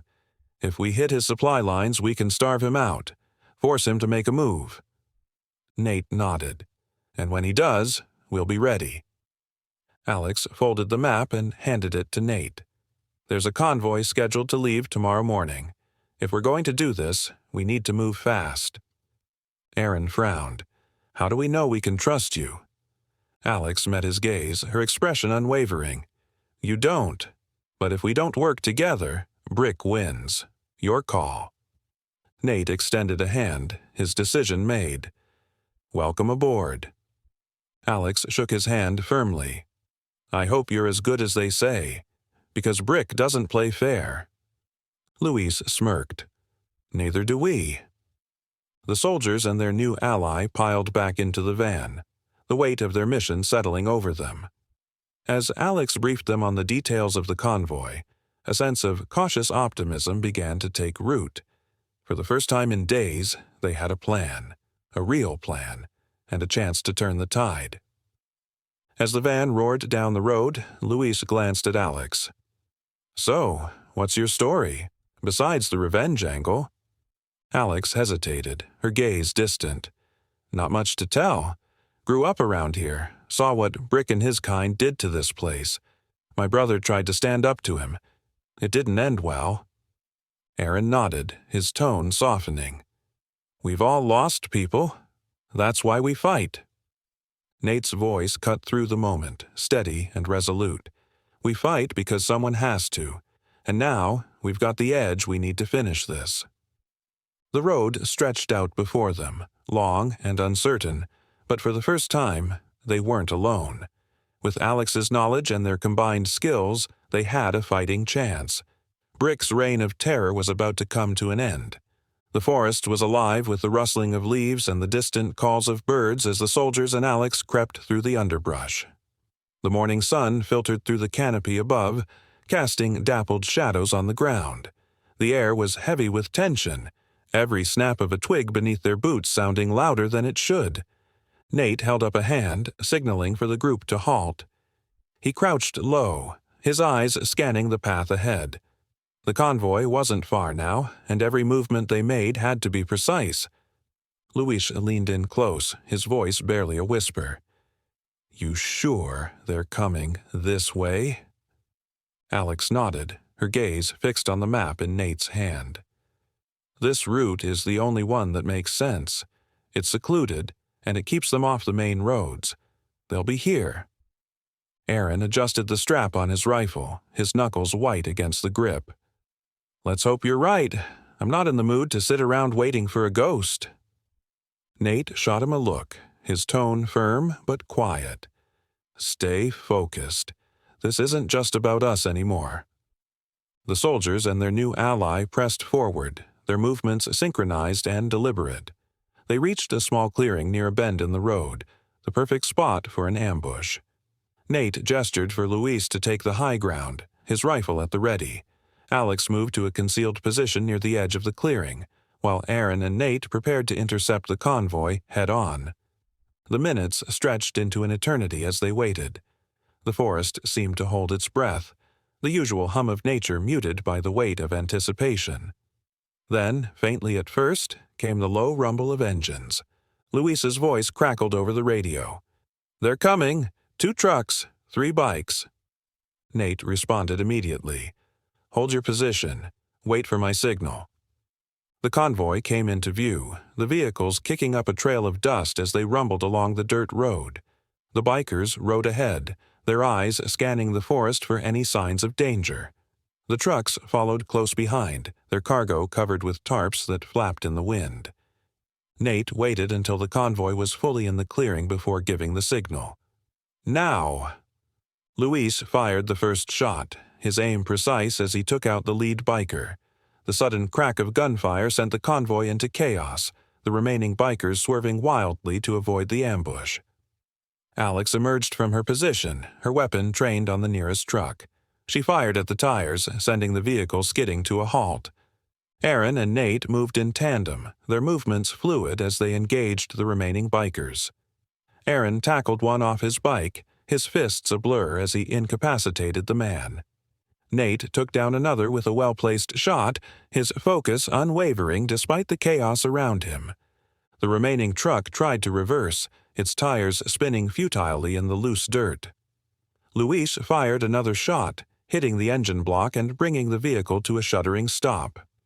The driver and passengers scrambled out, their hands raised in surrender. Nate approached the group, his weapon trained on them. "Where's Brick?" One of the men, his face pale with fear, stammered, "He's not here. He's back at the camp." Nate's eyes narrowed. "How many men does he have with him?" 20, maybe more," the man replied. "But they're ready for a fight. He knows you're coming." Alex stepped forward, her voice cold. "Then, he's not as smart as he thinks." The soldiers secured the convoy, taking what supplies they could use and destroying the rest. They left the captives tied to a tree with enough food and water to survive, their weapons confiscated. As they regrouped, Nate addressed the team. "This was just the beginning. If Brick knows we're coming, We've got to hit him harder and faster than he expects. No hesitation." Luis nodded, his expression grim. "We've got the advantage now. Let's not waste it." Aaron looked at Alex, his skepticism replaced by a grudging respect. "You did good back there. Maybe this wasn't such a bad idea after all." Alex smirked. "Glad to see you're finally catching on." The group set off toward Brick's camp, their resolve stronger than ever. The forest grew denser as they moved, the sunlight fading into shadows. Every step brought them closer to the final confrontation, the reckoning they had all been waiting for. As they neared the edge of the forest, Nate called for a halt. He turned to face the group, his expression serious. "This is it. We go in fast and hard. No mistakes." Aaron grinned, his grip tightening on his rifle. "Let's finish this." The soldiers and Alex pressed on, their footsteps silent against the forest floor. The air was thick with tension, each of them aware that the next few hours would determine the outcome of everything they had fought for. The camp came into view, its makeshift structures surrounded by armed guards. Brick's men were scattered, their positions sloppy despite the warnings they had received. Nate studied the scene, his mind already formulating a plan. "This ends here," he said, his voice low but resolute, "no matter what." The team moved into position, their breaths steady despite the adrenaline coursing through their veins. The reckoning was upon them, and they were ready to face it head-on. The forest buzzed with unseen life as the soldiers and Alex prepared to strike. Dim lights flickered in Brick's camp, casting uneven shadows across the makeshift structures. The guards' movements were sluggish, their confidence evident in their lack of discipline. It was clear they weren't expecting an attack, even after weeks of skirmishes. Nate crouched low behind a thick oak, binoculars in hand, scanning the camp. Every detail was meticulously logged in his mind. The guards' rotation patterns, the haphazard placement of vehicles, and the clusters of supplies piled near the southern edge. He passed the binoculars to Alex, who crouched beside him, her expression set in grim determination. Luis's voice came softly over the radio. "What's the call, boss?" Nate spoke quietly, his tone steady. "We split into 2 teams. Luis, you'll take the high ground with Alex. Provide cover fire. Aaron and I will hit the west side, create a diversion. Once they scatter, we regroup and take the central structure." Alex handed the binoculars back, her voice sharp and decisive. "There's a weak spot on the south side near the supply tents. Barely any guards, and it's their logistical hub. If we hit that, they'll fold fast." Nate nodded. "Good call. Adjusting the plan. Luis, Alex hit the south. Aaron and I handle the west. Everyone stays coordinated. On my signal, we move." The team split off silently, disappearing into the dense underbrush. Nate and Aaron advanced westward, their movements calculated. Each step was deliberate, avoiding even the smallest sound that could give them away. Luis and Alex crept toward the southern edge, Luis finding a clear vantage point with his rifle while Alex scoped out targets with her pistol. Time seemed to stretch endlessly. The camp's faint hum, punctuated by murmurs of guards and the occasional clatter of equipment, was the only sound. Then a sharp crack shattered the stillness as Nate fired the first shot. A guard at the western entrance dropped, and chaos erupted. Alarms blared, and guards scrambled, shouting over one another in confusion. Luis's rifle barked sharply from his perch, taking out guards near the tents. Each shot was measured, devastating. Alex moved in with surgical precision, dispatching 2 guards before they even realized she was there. At the western edge, Aaron opened fire, his rifle a steady rhythm of controlled chaos. Nate advanced, covering the gap to the central structure where Brick was likely holed up. The acrid smell of gunpowder filled the air, blending with shouts and the metallic clatter of weapons. Luis and Alex maintained relentless pressure, keeping the guards disoriented and unable to mount a coordinated response. Inside the central structure, Brick barked orders at his men, his frustration evident. He grabbed a rifle from a table, slamming a magazine into place. They think they've got me cornered. They don't know who they're dealing with, he snarled. Nate and Aaron breached the structure, moving swiftly and decisively. Guards inside barely had time to react before Nate's precision shots neutralized them. Brick turned, his sneer twisting into a snarl. He raised his rifle, firing wildly. Aaron ducked behind a support beam, returning fire as Brick dived for cover. Nate advanced, his weapon trained on Brick. "It's over, Brick. Surrender now and you might walk out of here alive." Brick barked a bitter laugh. "You think this is over? You're out of your league. You've been playing checkers while I'm playing chess." Before Nate could respond, a deafening explosion rocked the camp. Flames erupted near the supply tents, sending debris high into the night sky. The ground trembled as the blast echoed through the forest. Luis's voice crackled over the radio, alarmed. "What the hell was that?" Alex replied, her voice calm despite the chaos. "They rigged the supplies. A failsafe in case of an attack. Typical Brick." Brick used the distraction to flee, slipping out of the structure. Nate cursed under his breath. "Luis, Alex, regroup at the central structure. Aaron and I are on Brick's trail." Brick darted into the forest, his footsteps loud against the undergrowth. Nate and Aaron pursued him relentlessly, their training evident in the way they moved. The forest loomed dark and shadowy, branches clawing at their arms and legs as they pushed forward. Brick fired blindly over his shoulder, his breaths ragged. Nate and Aaron ducked behind trees, returning fire with practiced efficiency. The chase twisted and turned, every step pushing them closer to their target. Nate's voice cut through the tension. "Luis, Alex, move to flank him.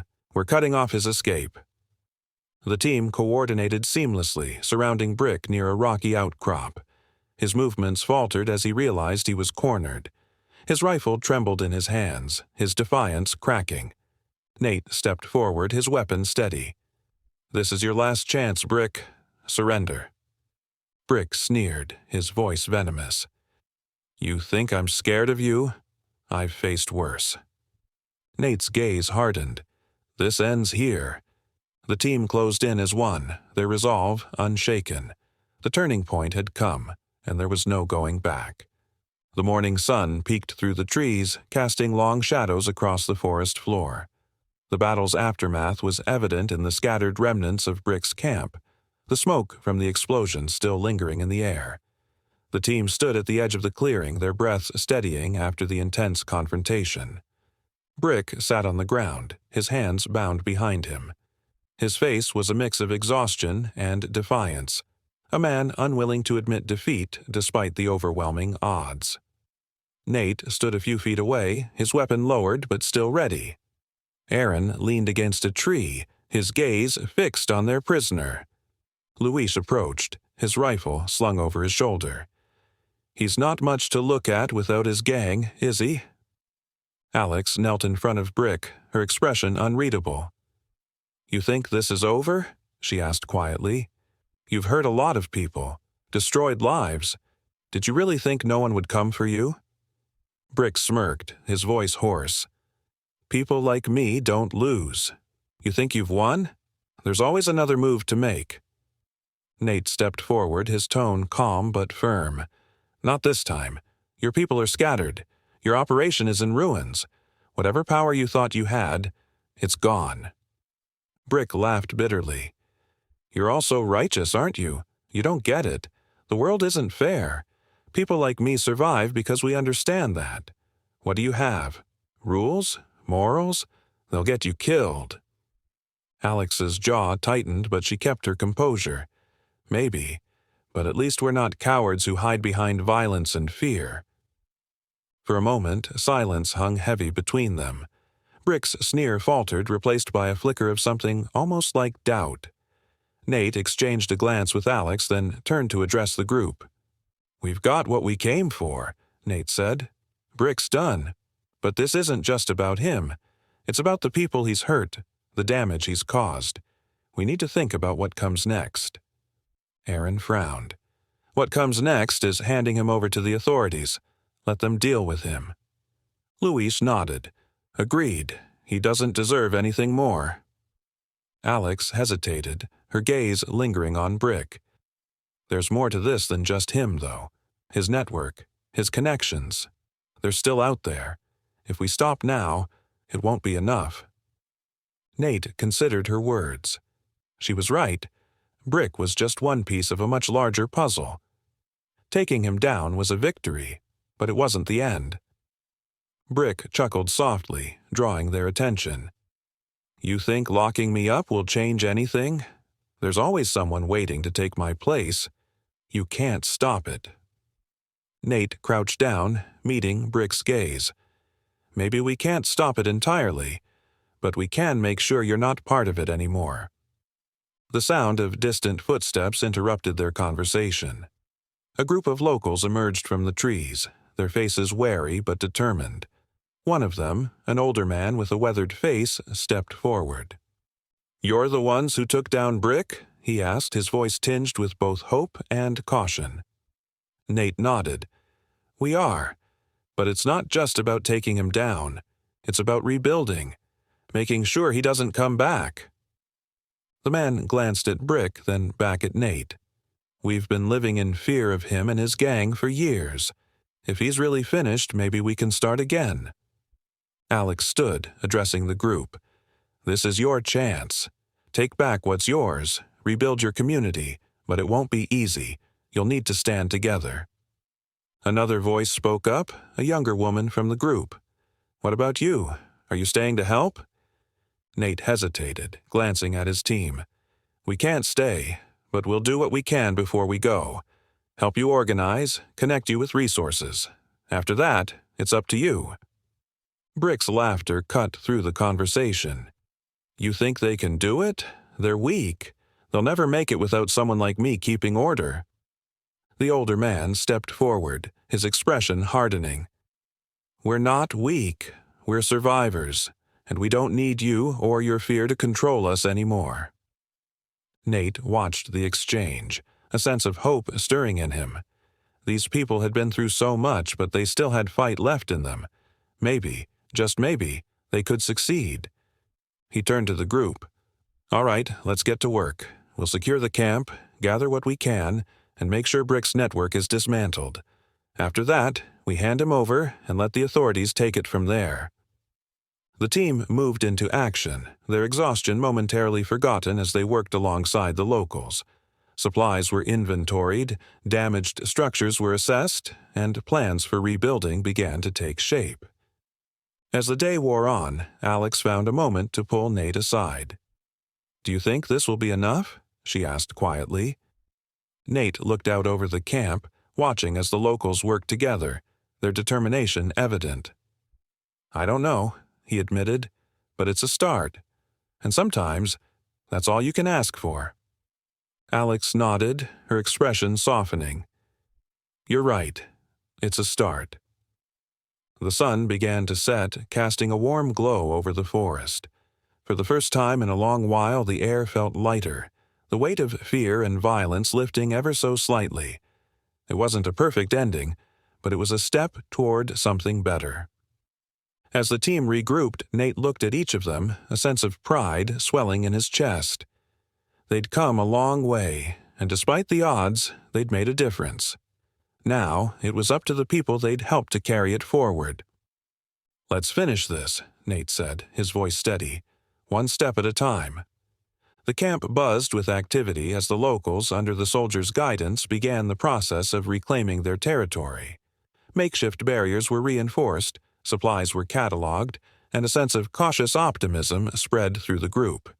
It was a fragile moment, one that teetered between hope and uncertainty. Nate stood at the edge of the camp, observing the efforts with a critical eye. He could see the determination in the people's faces, but he also recognized the cracks in their resolve. Years of fear and oppression had left scars that wouldn't heal overnight. Aaron approached, his rifle slung over his shoulder. "They're trying," he said, his tone uncharacteristically soft. "But let's be honest, Nate. Half of them don't know what they're doing." Nate sighed, his gaze shifting to a group of young men struggling to lift a heavy barricade. "They'll learn. They don't have a choice." Luis joined them, his expression thoughtful. It's not just about the logistics. They need to believe they can do this. Right now, they're looking to us for more than just instructions. Alex emerged from one of the tents, her arms full of medical supplies. She overheard the conversation and added, "Luis is right. These people have been through hell. If we're going to help them, we need to earn their trust, not just their obedience." Nate nodded. "Then we lead by example. Show them what's possible." The team split up, each member taking on a role to demonstrate the skills needed to rebuild the camp. Nate worked with a group to reinforce the perimeter, teaching them how to create sturdy defenses. Aaron focused on weapon handling, guiding a handful of locals through the basics of aiming and firing. Luis took charge of organizing the supplies, turning the chaotic piles into a functional inventory system. Alex set up a makeshift clinic, tending to the injured and teaching basic first aid to a group of volunteers. It wasn't easy. Many of the locals were hesitant, their confidence shaken by years of oppression under Brick's rule. But slowly, as the day progressed, something began to shift. The hesitant movements grew more deliberate. Conversations that had been laced with doubt began to carry a note of determination. Nate noticed the change as he worked alongside a young man named Tomas. The teenager had been quiet at first, his eyes darting nervously as he followed Nate's instructions. But now, he was asking questions, his movements more assured as he helped secure the barricades.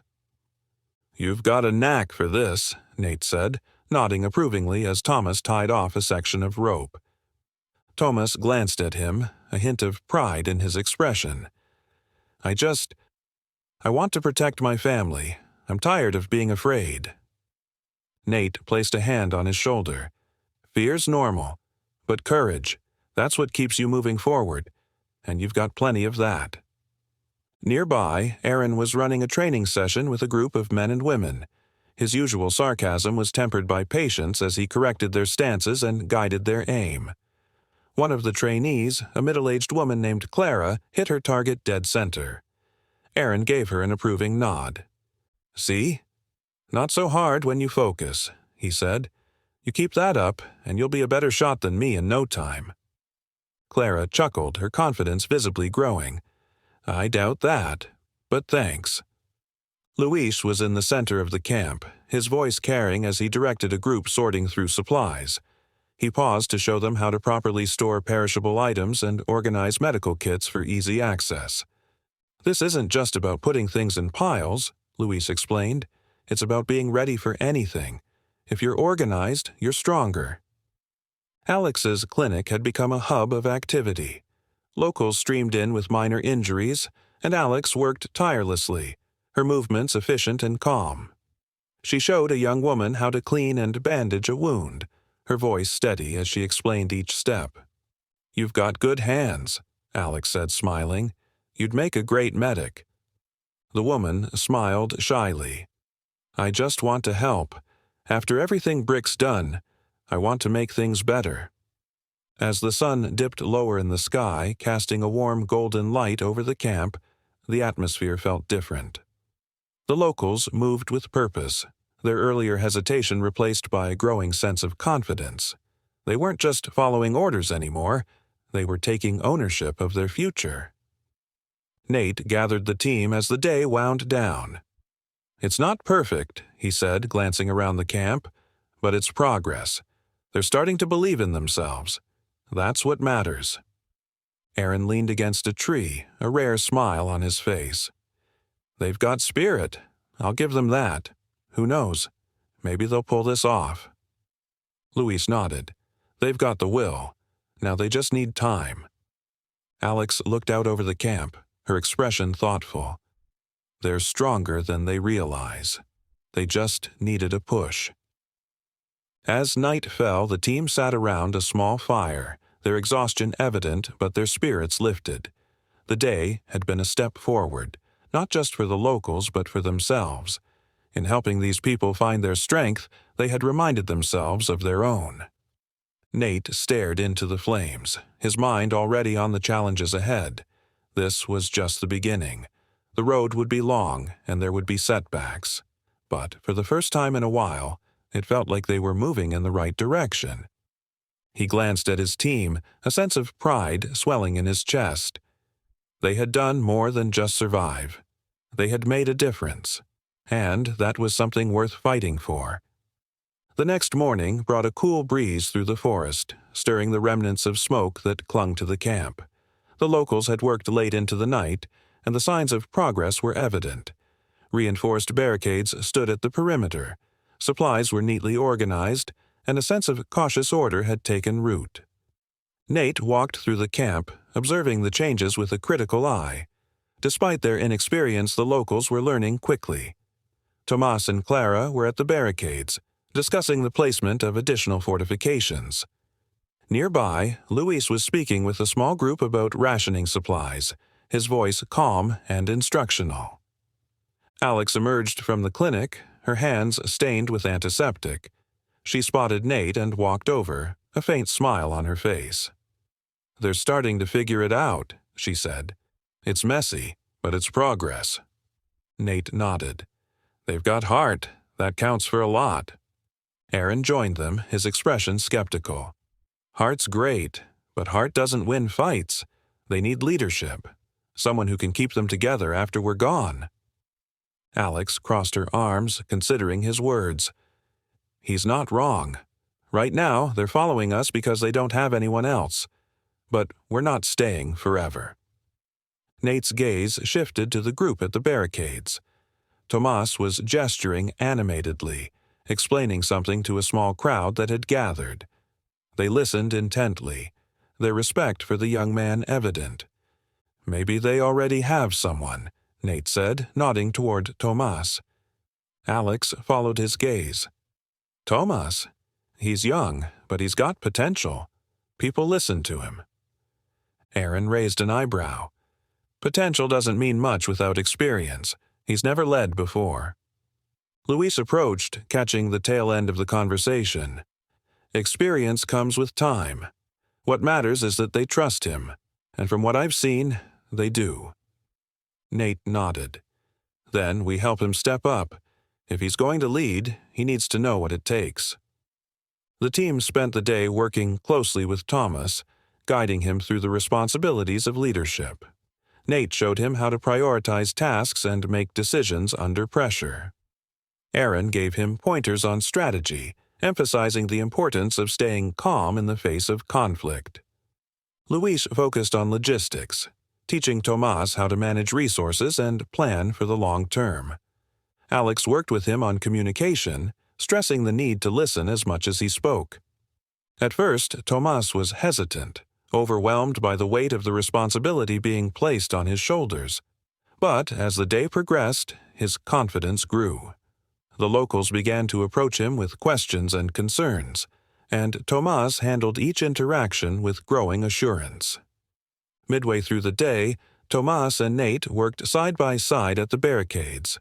Tomas wiped the sweat from his brow and glanced at Nate. "How do you know what to do? How to lead?" Nate paused, his hand still on the wooden plank he was helping to secure.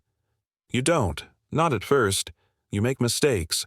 But you learn to trust your instincts and your people. Leadership isn't about having all the answers. It's about being there for the tough decisions." Tomas nodded slowly, absorbing the words. "Do you think I can do this? Really lead them?" Nate met his gaze. "I think you already are."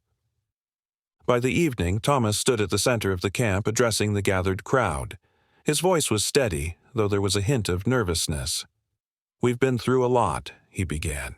"Brick and his gang took so much from us, but we're still here. And now it's our chance to rebuild, to make something better. We can't do it alone, but if we work together, we can make this a place where we're not just surviving, we're living." The crowd erupted into applause, their faces alight with hope. Nate watched from the sidelines, a faint smile on his face. Tomas still had a lot to learn, but he had taken the first step. That was what mattered. Later that night, the team sat around a small fire reflecting on the day's events. Aaron leaned back, his hands behind his head. "The kid's got guts," I'll give him that. Luis nodded. He's got more than that. He's got the trust of the people. That's not something you can teach. Alex stared into the flames, her expression thoughtful. He's stepping into a hard role. There's no guarantee he'll succeed, but he's willing to try. That says a lot. Nate poked at the fire with a stick, his gaze distant. Leadership isn't about being perfect. It's about showing up, even when it's hard. He'll make mistakes, but if he learns from them, he'll be fine. The conversation shifted to lighter topics as the team allowed themselves a moment of reprieve. But beneath the surface, they all knew the weight of what had transpired. They were leaving behind more than a fortified camp. They were leaving behind a chance for something better. The next morning, Tomas approached Nate as the team prepared to leave. His expression was a mix of gratitude and determination. I wanted to say thank you. For everything. We couldn't have done this without you. Nate placed a hand on his shoulder. You don't need to thank us. This is your fight now. We just gave you a push. Thomas nodded, his jaw set. I won't let you down. As the team walked away from the camp, the sound of activity continued behind them. The locals were working together, their movements purposeful and their spirits lifted. It was a start, a fragile one, but a start nonetheless. Alex glanced at Nate as they walked. Think he'll make it? Nate didn't hesitate. I think he will. He's got what it takes. And now, so do they. The road stretched out before them, long and uncertain. But for the first time in a while, it felt like they were walking towards something better. The open road stretched before them, flanked by dense woods on either side. The team walked in silence, their boots crunching against the gravel. It had been hours since they left the camp behind, and though their mission was complete, an unspoken tension hung in the air. Aaron was the first to break the silence. So, what's next? Another camp to save? Another brick to take down? Luis glanced at him. That's the job, isn't it? We go where we're needed. Aaron scoffed. Sure, but how many bricks are out there? Feels like we're putting out fires in a forest that's already burning down. Nate, walking ahead, didn't turn around. We don't get to choose the size of the fire, just how we fight it. Alex, walking beside Luis, spoke up. What's gotten into you, Aaron? You've never been this philosophical before. Aaron shrugged. Maybe I'm just tired. Or maybe I'm starting to wonder if we're actually making a difference. The group fell silent, the weight of Aaron's words settling over them. They had achieved so much, yet the scope of the world's problems often made their victories feel small. As they rounded a bend, Nate suddenly stopped, raising a hand. The others froze, their instincts kicking in. Nate scanned the area, his body tense. What is it? Alex whispered, her hand hovering near her weapon. Nate didn't answer immediately, his eyes fixed on a spot in the distance, a faint glint of metal hidden among the trees. We're not alone. Luis moved to the side, his rifle ready. Aaron stepped forward, his demeanor shifting into something more focused. Alex crouched low, scanning the area. From the shadows emerged 3 figures, their weapons drawn but not raised. They wore mismatched gear, their faces obscured by scarves and helmets. One of them, a tall man with a scar running down his cheek, stepped forward. Well, well, the man drawled. If it isn't Nate and his merry band. Nate's jaw tightened. Logan! Aaron muttered. Friend of yours? Not exactly, Nate replied. Logan smirked. Still sore about the last time we met? Can't blame you. It didn't go so well for your team, did it? Alex's gaze flicked between Nate and Logan, her instincts screaming that this man was dangerous. You know him? She asked quietly. Nate nodded, his tone clipped. We worked together once, a long time ago. Worked together, Logan laughed. That's putting it lightly. We were practically brothers, until you decided you were too good for the job. Nate's grip on his weapon tightened. You were out of control. You crossed lines we swore we wouldn't cross." "And look where it got me," Logan said, gesturing to himself. "I'm still standing. You've been playing hero while the rest of us survive however we can." Aaron stepped forward, his voice sharp. "If you've got a point, make it. Otherwise, we've got places to be." Logan's smirk faded. "The point is, you're in my territory now, and I don't take kindly to people poking around without permission." Luis raised an eyebrow. "Your territory? Last I checked, the forest doesn't belong to anyone." Logan's men shifted, their hands inching toward their weapons. Tension crackled in the air, the quiet forest suddenly feeling like a powder keg. Nate stepped forward, his voice steady. "We're passing through, that's all. No need to turn this into something it doesn't have to be." Logan studied him for a long moment before nodding. "Fine. You get a pass, this time. But don't think for a second I've forgotten what you did." Nate didn't respond, his gaze locked with Logan's. Finally, Logan motioned to his men and they disappeared into the woods. As soon as they were out of earshot, Aaron let out a low whistle. "That guy gives me the creeps. What's his deal?" Nate didn't answer immediately. When he finally spoke, his voice was low. "Logan and I were part of the same unit once. After we left the service, we worked together on a few contracts, but he started crossing lines, hurting people, taking jobs that weren't justifiable. I couldn't be part of it, so I walked away." "And now he's holding a grudge," Alex said. "Do you think he'll come after us?" Nate hesitated. "I don't know. Logan doesn't let things go. If he sees an opportunity, he'll take it." Luis frowned. "Then we need to be ready."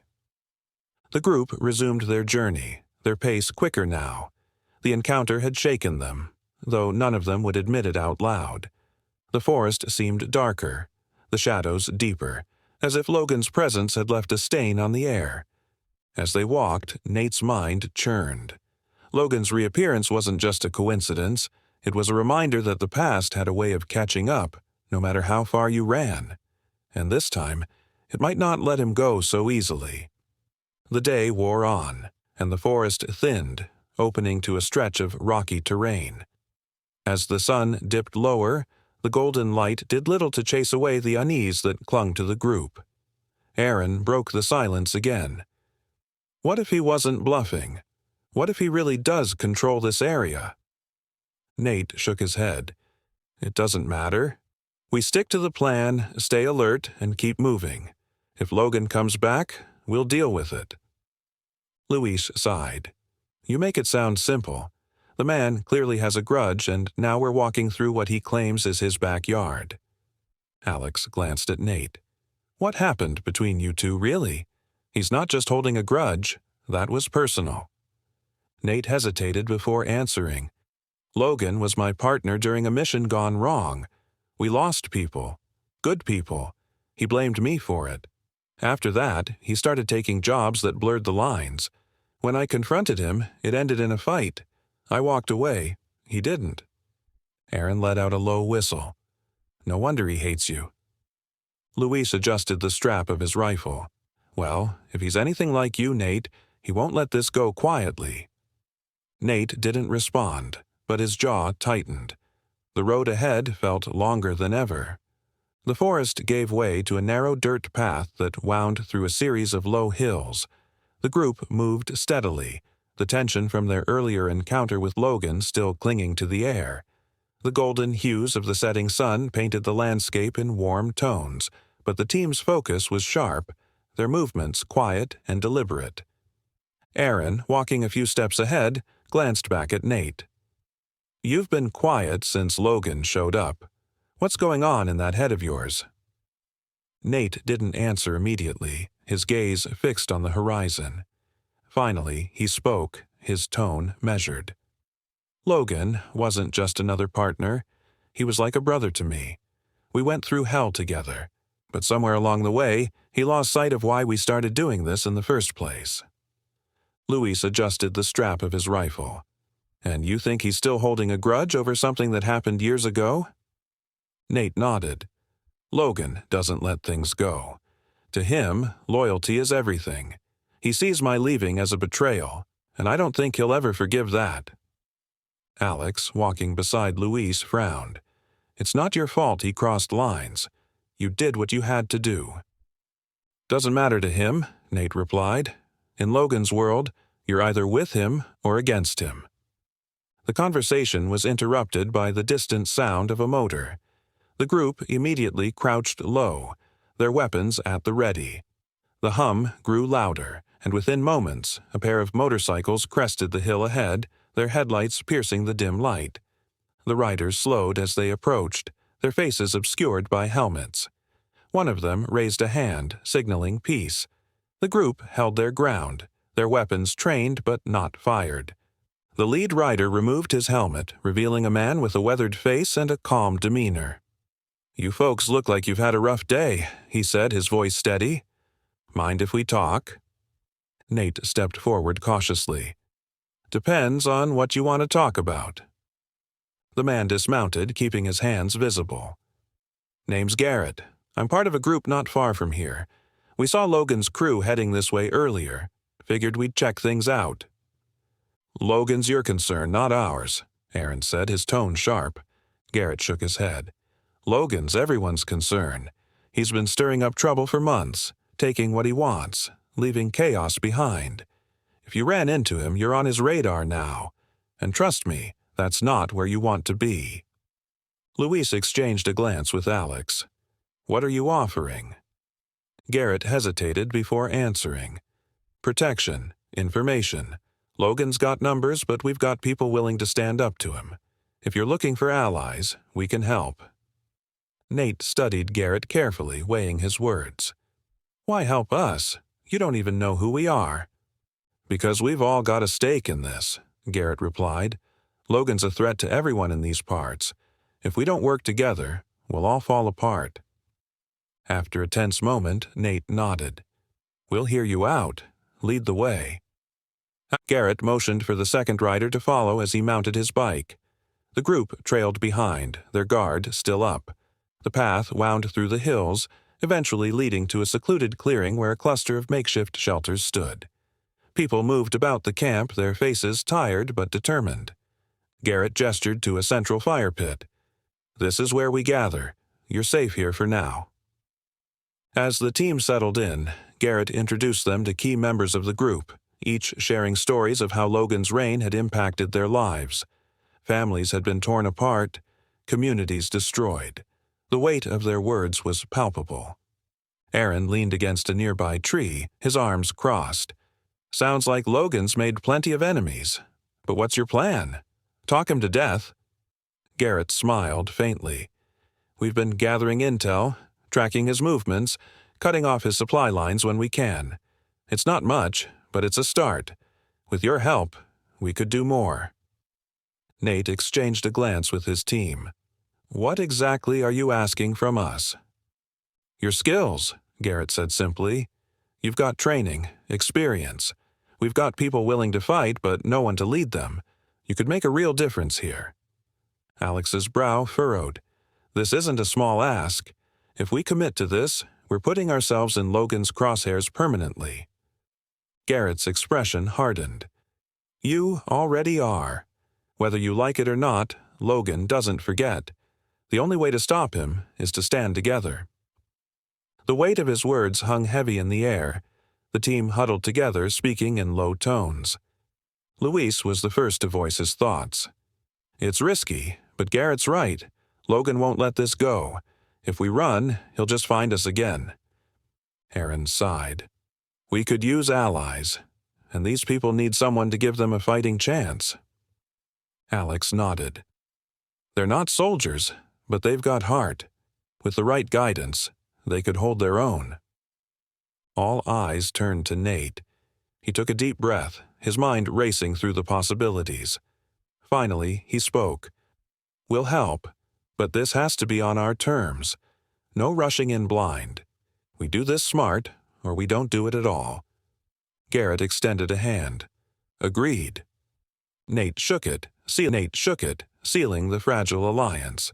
The path ahead would be treacherous, but for the first time in a long while, they weren't facing it alone. As the night deepened, the team sat around the fire with Garrett and his people, sharing plans and strategies. The firelight flickered on their faces, casting long shadows that danced against the walls of the makeshift shelters. In the quiet moments, Nate stared into the flames, his thoughts drifting to Logan. The bond they once shared had been forged in the crucible of war, only to shatter under the weight of betrayal. Now it seemed their paths were destined to collide once more. He glanced at his team, their resolve evident even in their exhaustion. Brotherhood had brought them together, and it would be brotherhood, fragile, imperfect, but unbreakable, that would see them through. The morning came slowly, the first light of dawn casting a pale glow over the camp. The fire from the previous night had burned low, its embers glowing faintly in the cool air.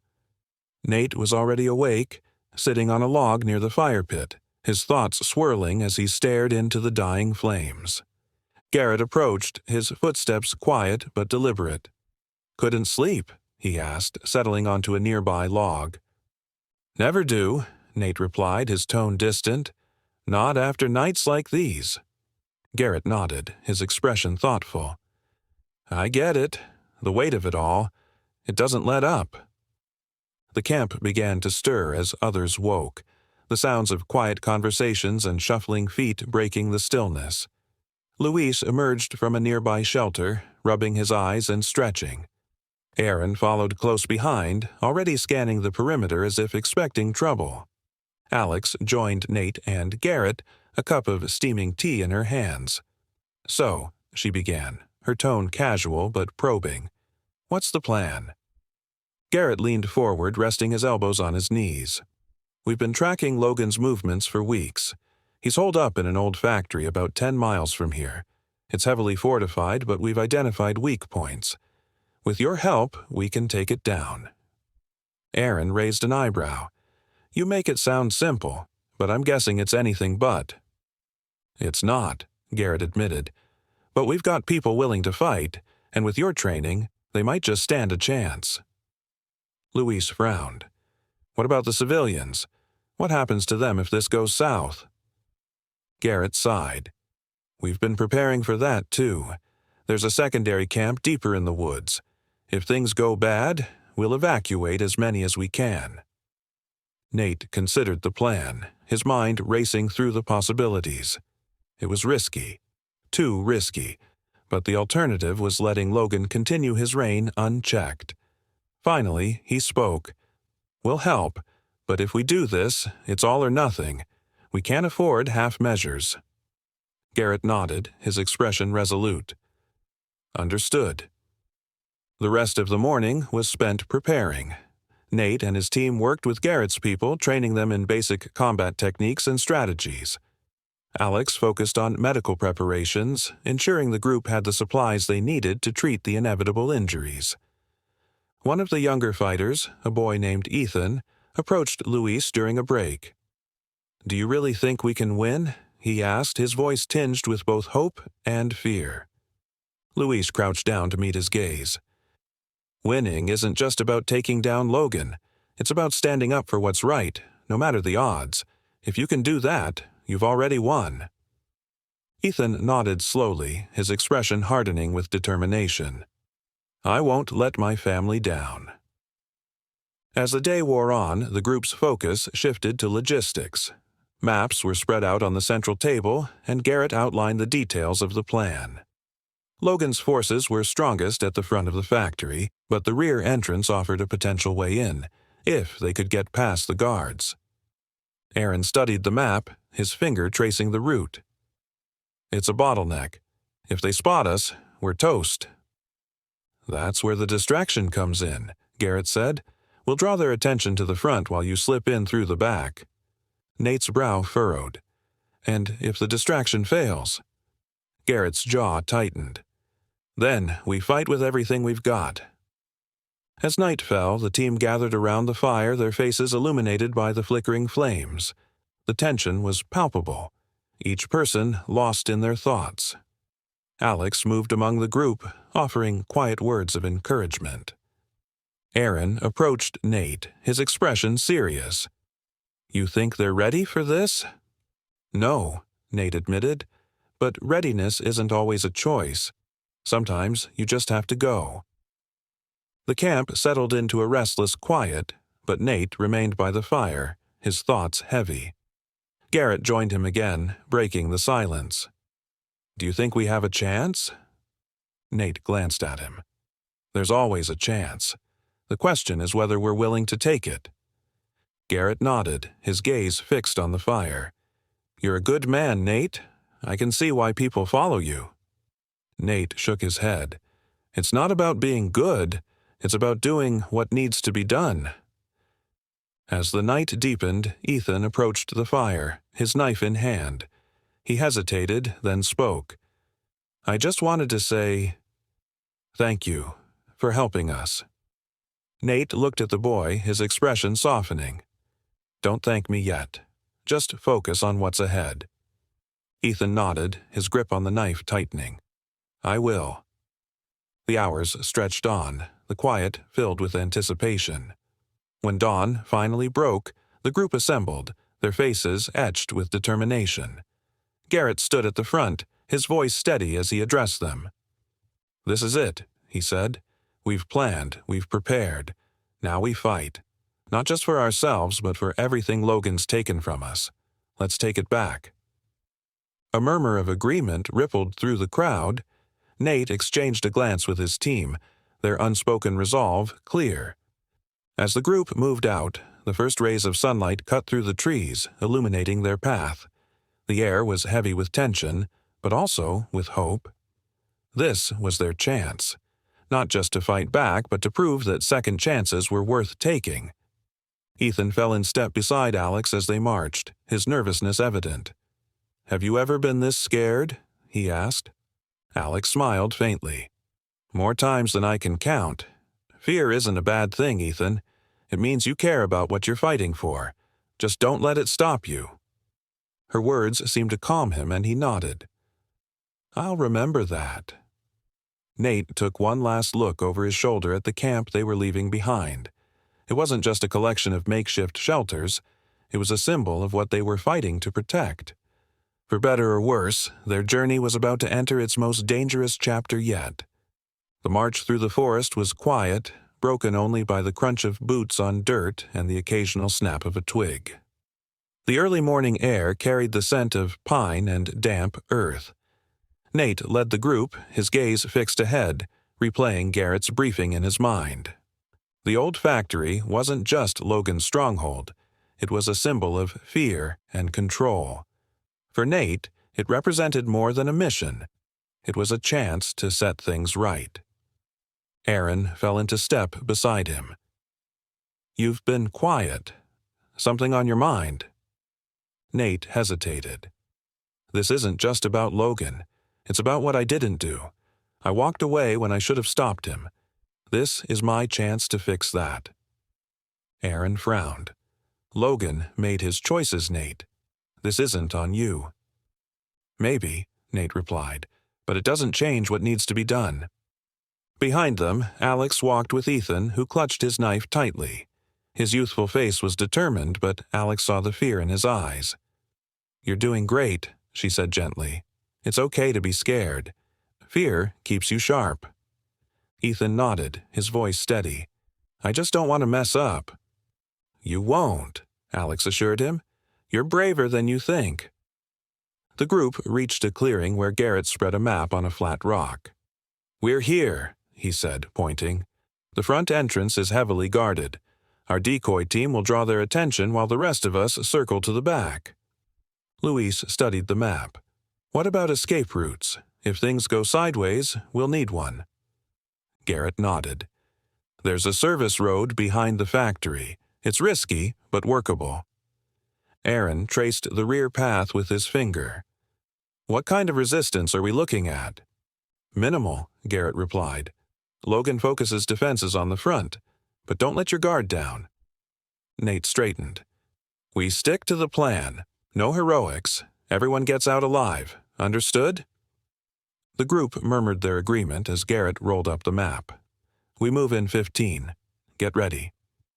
The team dispersed to prepare. Nate watched Alex adjust her medical pack, Luis check his rifle, and Aaron sharpen his knife. Garrett approached Nate. "We couldn't do this without you." "Just make sure your people are ready," Nate replied. "Logan won't go down easy." "I know," Garrett said, "but we're ready to fight for this, for all of it." When the group regrouped, tension hung in the air. Nate surveyed their faces, some weary, others resolute. "This isn't just a fight for survival," he said. "It's for everyone Logan's hurt and the future we're building. Let's finish this." The group moved out, their steps muffled by the forest floor. The factory loomed ahead, its silhouette a dark monolith. Garrett's decoy team had begun their diversion.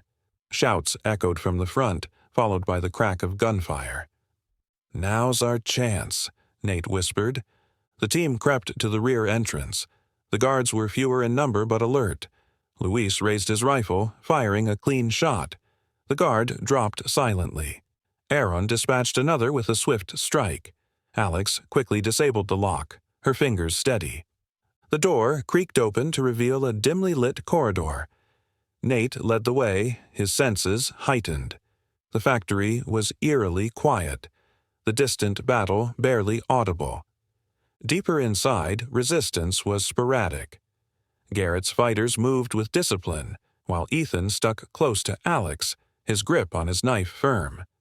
They reached a control room where Logan stood with his back to them. "It's over, Logan," Nate said. Logan turned slowly, a mocking smile on his face. "Over? No, Nate, this is just the beginning." Logan's men emerged, weapons raised. Nate's team fanned out, aiming their weapons. "Stand down," Nate ordered. Logan laughed coldly. "You think you can just take what's mine? You've always been naive, Nate. That's why you left." "I left because you became everything we swore to fight against," Nate replied. The air grew heavy with tension. Finally, Logan lowered his weapon, his smile chilling. "This isn't over, not by a long shot." Smoke grenades filled the room, choking their vision. When the smoke cleared, Logan was gone. Nate clenched his fists. "We'll find him. This isn't over." Garrett placed a hand on Nate's shoulder. "We got what we came for. The factory is ours. That's a win." Nate nodded. "A small one, but it's a start." As they returned to the camp, the weight of the road ahead pressed on them. The journey wasn't over, but for the first time, hope felt within reach. The reclaimed factory was quiet in the early morning light. Nate stood on the roof, looking out over the surrounding forest. The cool air carried the scent of damp metal and earth, a reminder of the night's hard-fought battle. Below, the camp stirred as Garrett's people began to rebuild. Aaron climbed up to join him, coffee in hand. "You've got that look again," he said, offering the cup. "Thinking about Logan?" "Always," Nate replied, taking a sip. "He got away. That's going to haunt me." Aaron leaned against the railing. "You're not wrong, but we dealt a blow to him last night. That counts for something." Nate nodded, though his expression remained grim. "It's not just Logan. It's what he represents. If we don't finish this, everything we've done will mean nothing." A voice called up from below. "Nate, Garrett wants you in the main hall." Alex stood at the base of the ladder, her expression unreadable. Nate handed the coffee back to Aaron. "Duty calls." Inside the factory, the main hall had been transformed into a makeshift command center. Maps covered the walls, and tables were strewn with papers and supplies. Garrett stood at the center, deep in conversation with one of his lieutenants. When he saw Nate, he waved him over. "We've got something," Garrett said, gesturing to a map. "One of our scouts spotted a group heading north. Bricks. They're not with Logan anymore." Nate frowned. "Not with him? What do you mean?" "Defectors," Garrett replied. "Word is, they're looking for a way out. They don't want to be part of Logan's chaos anymore." Aaron, who had followed Nate inside, raised an eyebrow. "And you believe that?" Garrett shrugged. Desperation does strange things to people. Maybe they're genuine. Maybe it's a trap. Either way, we need to find out. Nate studied the map. The group was reportedly holed up in an abandoned warehouse near the river, a day's march from the factory. "We'll go," he said. "If they're serious, they could be valuable allies." Garrett hesitated. "It's risky. If it's a trap—" "Then we deal with it," Nate interrupted. "But if they're not, this is our chance to weaken Logan's hold." By midday, Nate's team was on the move. The path to the warehouse was treacherous, winding through dense woods and across rocky terrain. Luis took point, his sharp eyes scanning for signs of danger. Alex walked beside Ethan, offering quiet encouragement as they navigated the rough ground. As they approached the warehouse, the group paused to survey the area. The building was a crumbling relic of another era, its walls scarred by time and neglect. A faint light flickered in one of the windows. Nate motioned for the team to spread out, their weapons at the ready. He approached the main door cautiously, his senses on high alert. Knocking twice, he called out, "We're here to talk." The door creaked open, revealing a man with a weathered face and wary eyes. He held a shotgun, though it wasn't pointed directly at Nate. "Who sent you?" "No one," Nate replied. "We heard you're not with Logan anymore." The man hesitated, then nodded. "Come in, but keep your hands where I can see them."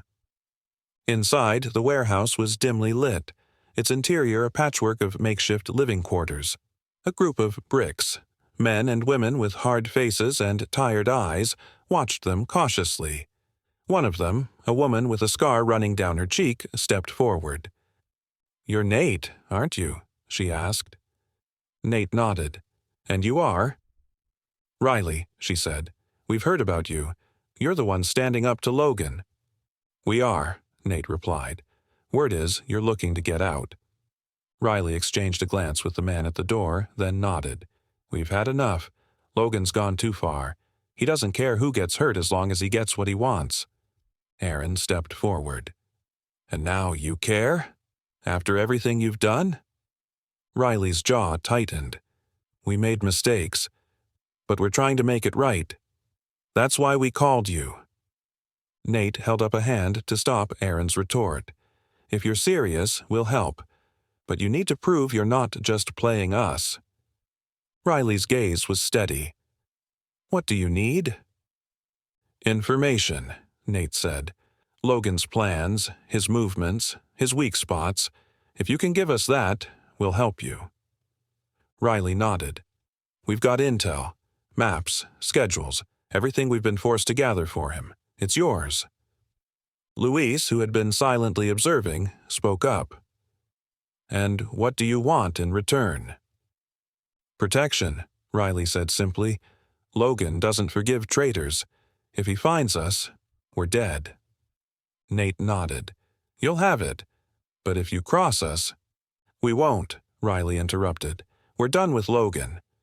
The agreement was tentative, fragile. The group spent the rest of the day poring over the information Riley's team provided. It was more than Nate had expected.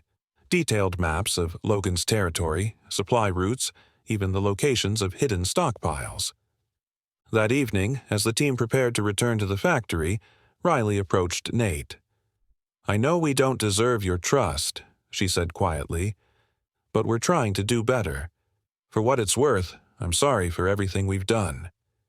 Nate studied her for a moment, then nodded. "It's not about deserving. It's about what you do next." Riley's expression softened, and for the first time, Nate saw something other than hardness in her eyes. "Thank you," she said. As they set out under the cover of darkness, Nate felt a flicker of hope. Redemption wasn't easy, and trust was hard-won. But maybe, just maybe, they were taking a step toward something better. The factory's main hall buzzed with activity as Nate and his team returned with Riley and the defectors in tow. Garrett's people watched the newcomers warily, their trust not yet earned.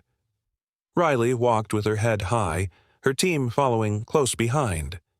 Nate could sense the tension, a fragile balance that could tip at any moment.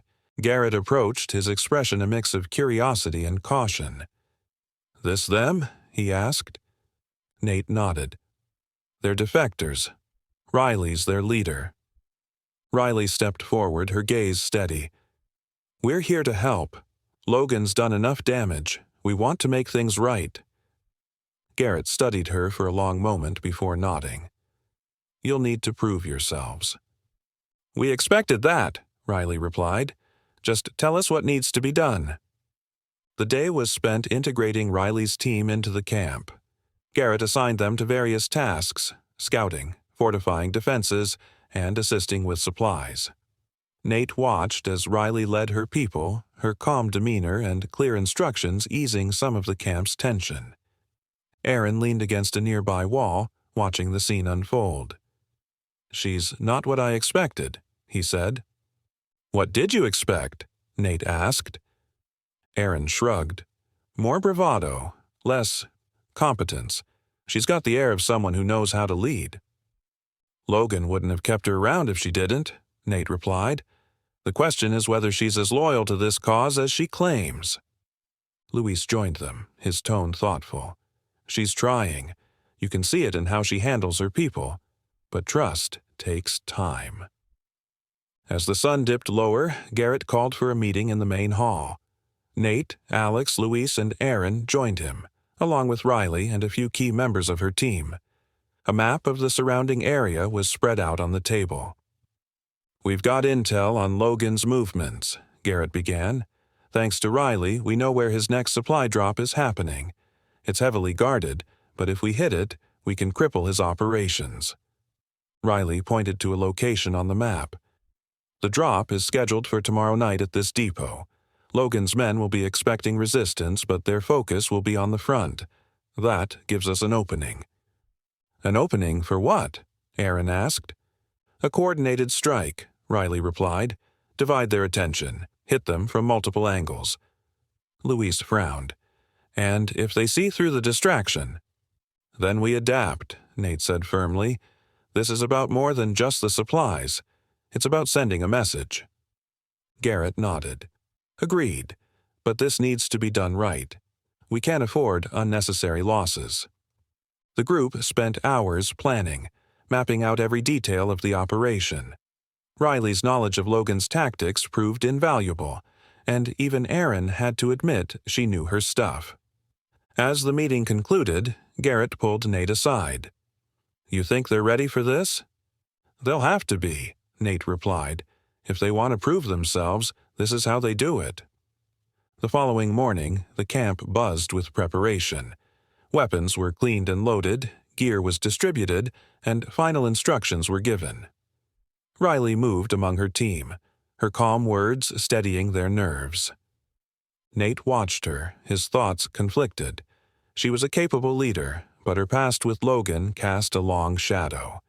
Alex joined him, her expression curious. "What's on your mind?" "Riley," Nate admitted. "She's good, too good. It makes me wonder how deep her loyalty to Logan really went." Alex considered this. "Maybe that's why she's so determined now. People don't just wake up one day and change. Something must have pushed her to this point." Before Nate could respond, Garrett called for the teams to assemble. Nate's team would lead the main strike, while Riley's would handle the distraction. The tension was palpable as final checks were made. As they moved out, Nate walked beside Riley. "This is your chance to prove yourself," he said. "I know," Riley replied, "and I won't waste it." The journey to the depot was uneventful, the forest eerily quiet. As they approached, Nate signaled for the teams to split. Riley led her group to the east, their movements swift and silent. Nate's team took position near the depot's rear entrance. Through his scope, Luis spotted Logan's men unloading crates from a truck. "They're distracted," he murmured. "Now's the time." Riley's team struck first, drawing the guards' attention with a series of controlled explosions. Chaos erupted as Logan's men scrambled to respond, their focus shifting to the diversion. "Move," Nate ordered, leading his team into the depot. The battle was swift and brutal, the element of surprise giving them the upper hand. Logan's men were well armed, but Nate's team fought with precision and determination. Riley's team joined them after securing their side of the depot. Together, they pushed back the remaining guards, forcing them to retreat. When the dust settled, the depot was theirs. As they regrouped, Nate approached Riley. "Good work," he said. She nodded, her expression serious. "We're not done yet. Logan won't let this slide." "I know," Nate replied, "but today we showed him we're not afraid to fight back." The return to the factory was somber, yet triumphant. The supplies they'd seized would strengthen their position, but the cost of the battle weighed heavily. Riley's team had proven themselves, but trust was still a fragile thing. That night, as the camp settled into an uneasy calm, Nate reflected on the day's events. Leadership wasn't just about giving orders, it was about earning trust, inspiring others to follow. Riley was learning that, and in some ways, so was he. As he looked out over the camp, Nate felt a flicker of hope. The fight wasn't over, but they were stronger together than they'd ever been alone. The factory buzzed with energy as the final plans were set in motion. Garrett's people worked in focused silence, fortifying defenses and preparing supplies for the strike against Logan. The maps in the command center, covered in detailed notes, marked their final stand. Nate stood near the central table, his team around him. Alex meticulously reviewed medical kits. Luis inspected his rifle with precision, and Aaron sharpened his knife with slow strokes. Riley stood apart, scanning maps with focused eyes. "This is it," Garrett said. "Logan's main base. Take it, and we cut the head off the snake." Nate nodded. "No mistakes, no hesitations. We finish this." Riley tapped a point on the map. "Logan's gate is fortified, but here's a weakness, an old access tunnel. He assumes no one remembers it." Luis frowned. "If it's a weak point, why hasn't he sealed it?"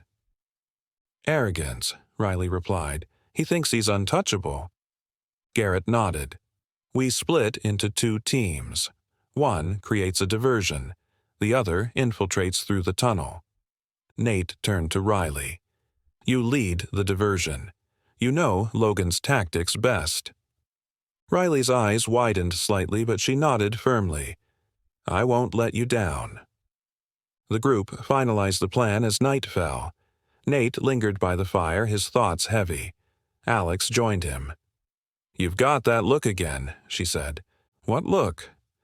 "The one that says you're carrying the weight of the world." Nate sighed. "If this doesn't work—" "It will," Alex interrupted, "because you won't let it fail." At dawn, the teams assembled. Riley commanded her group with confidence. Nate turned to his team, his voice steady.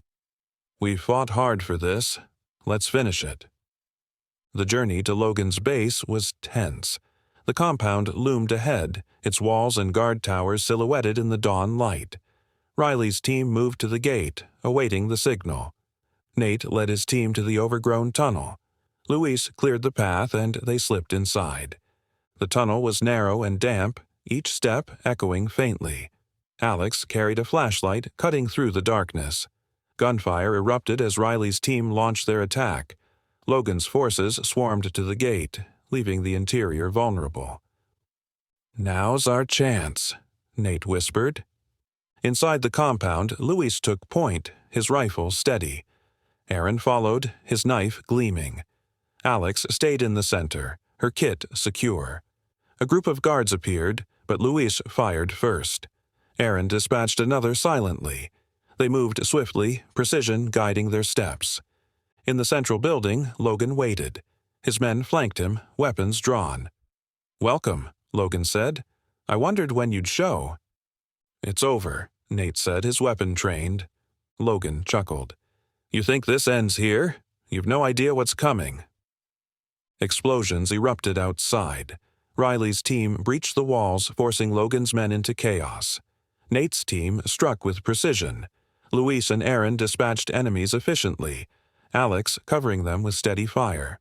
Logan fled through a side door. Nate followed, chasing him into a corridor.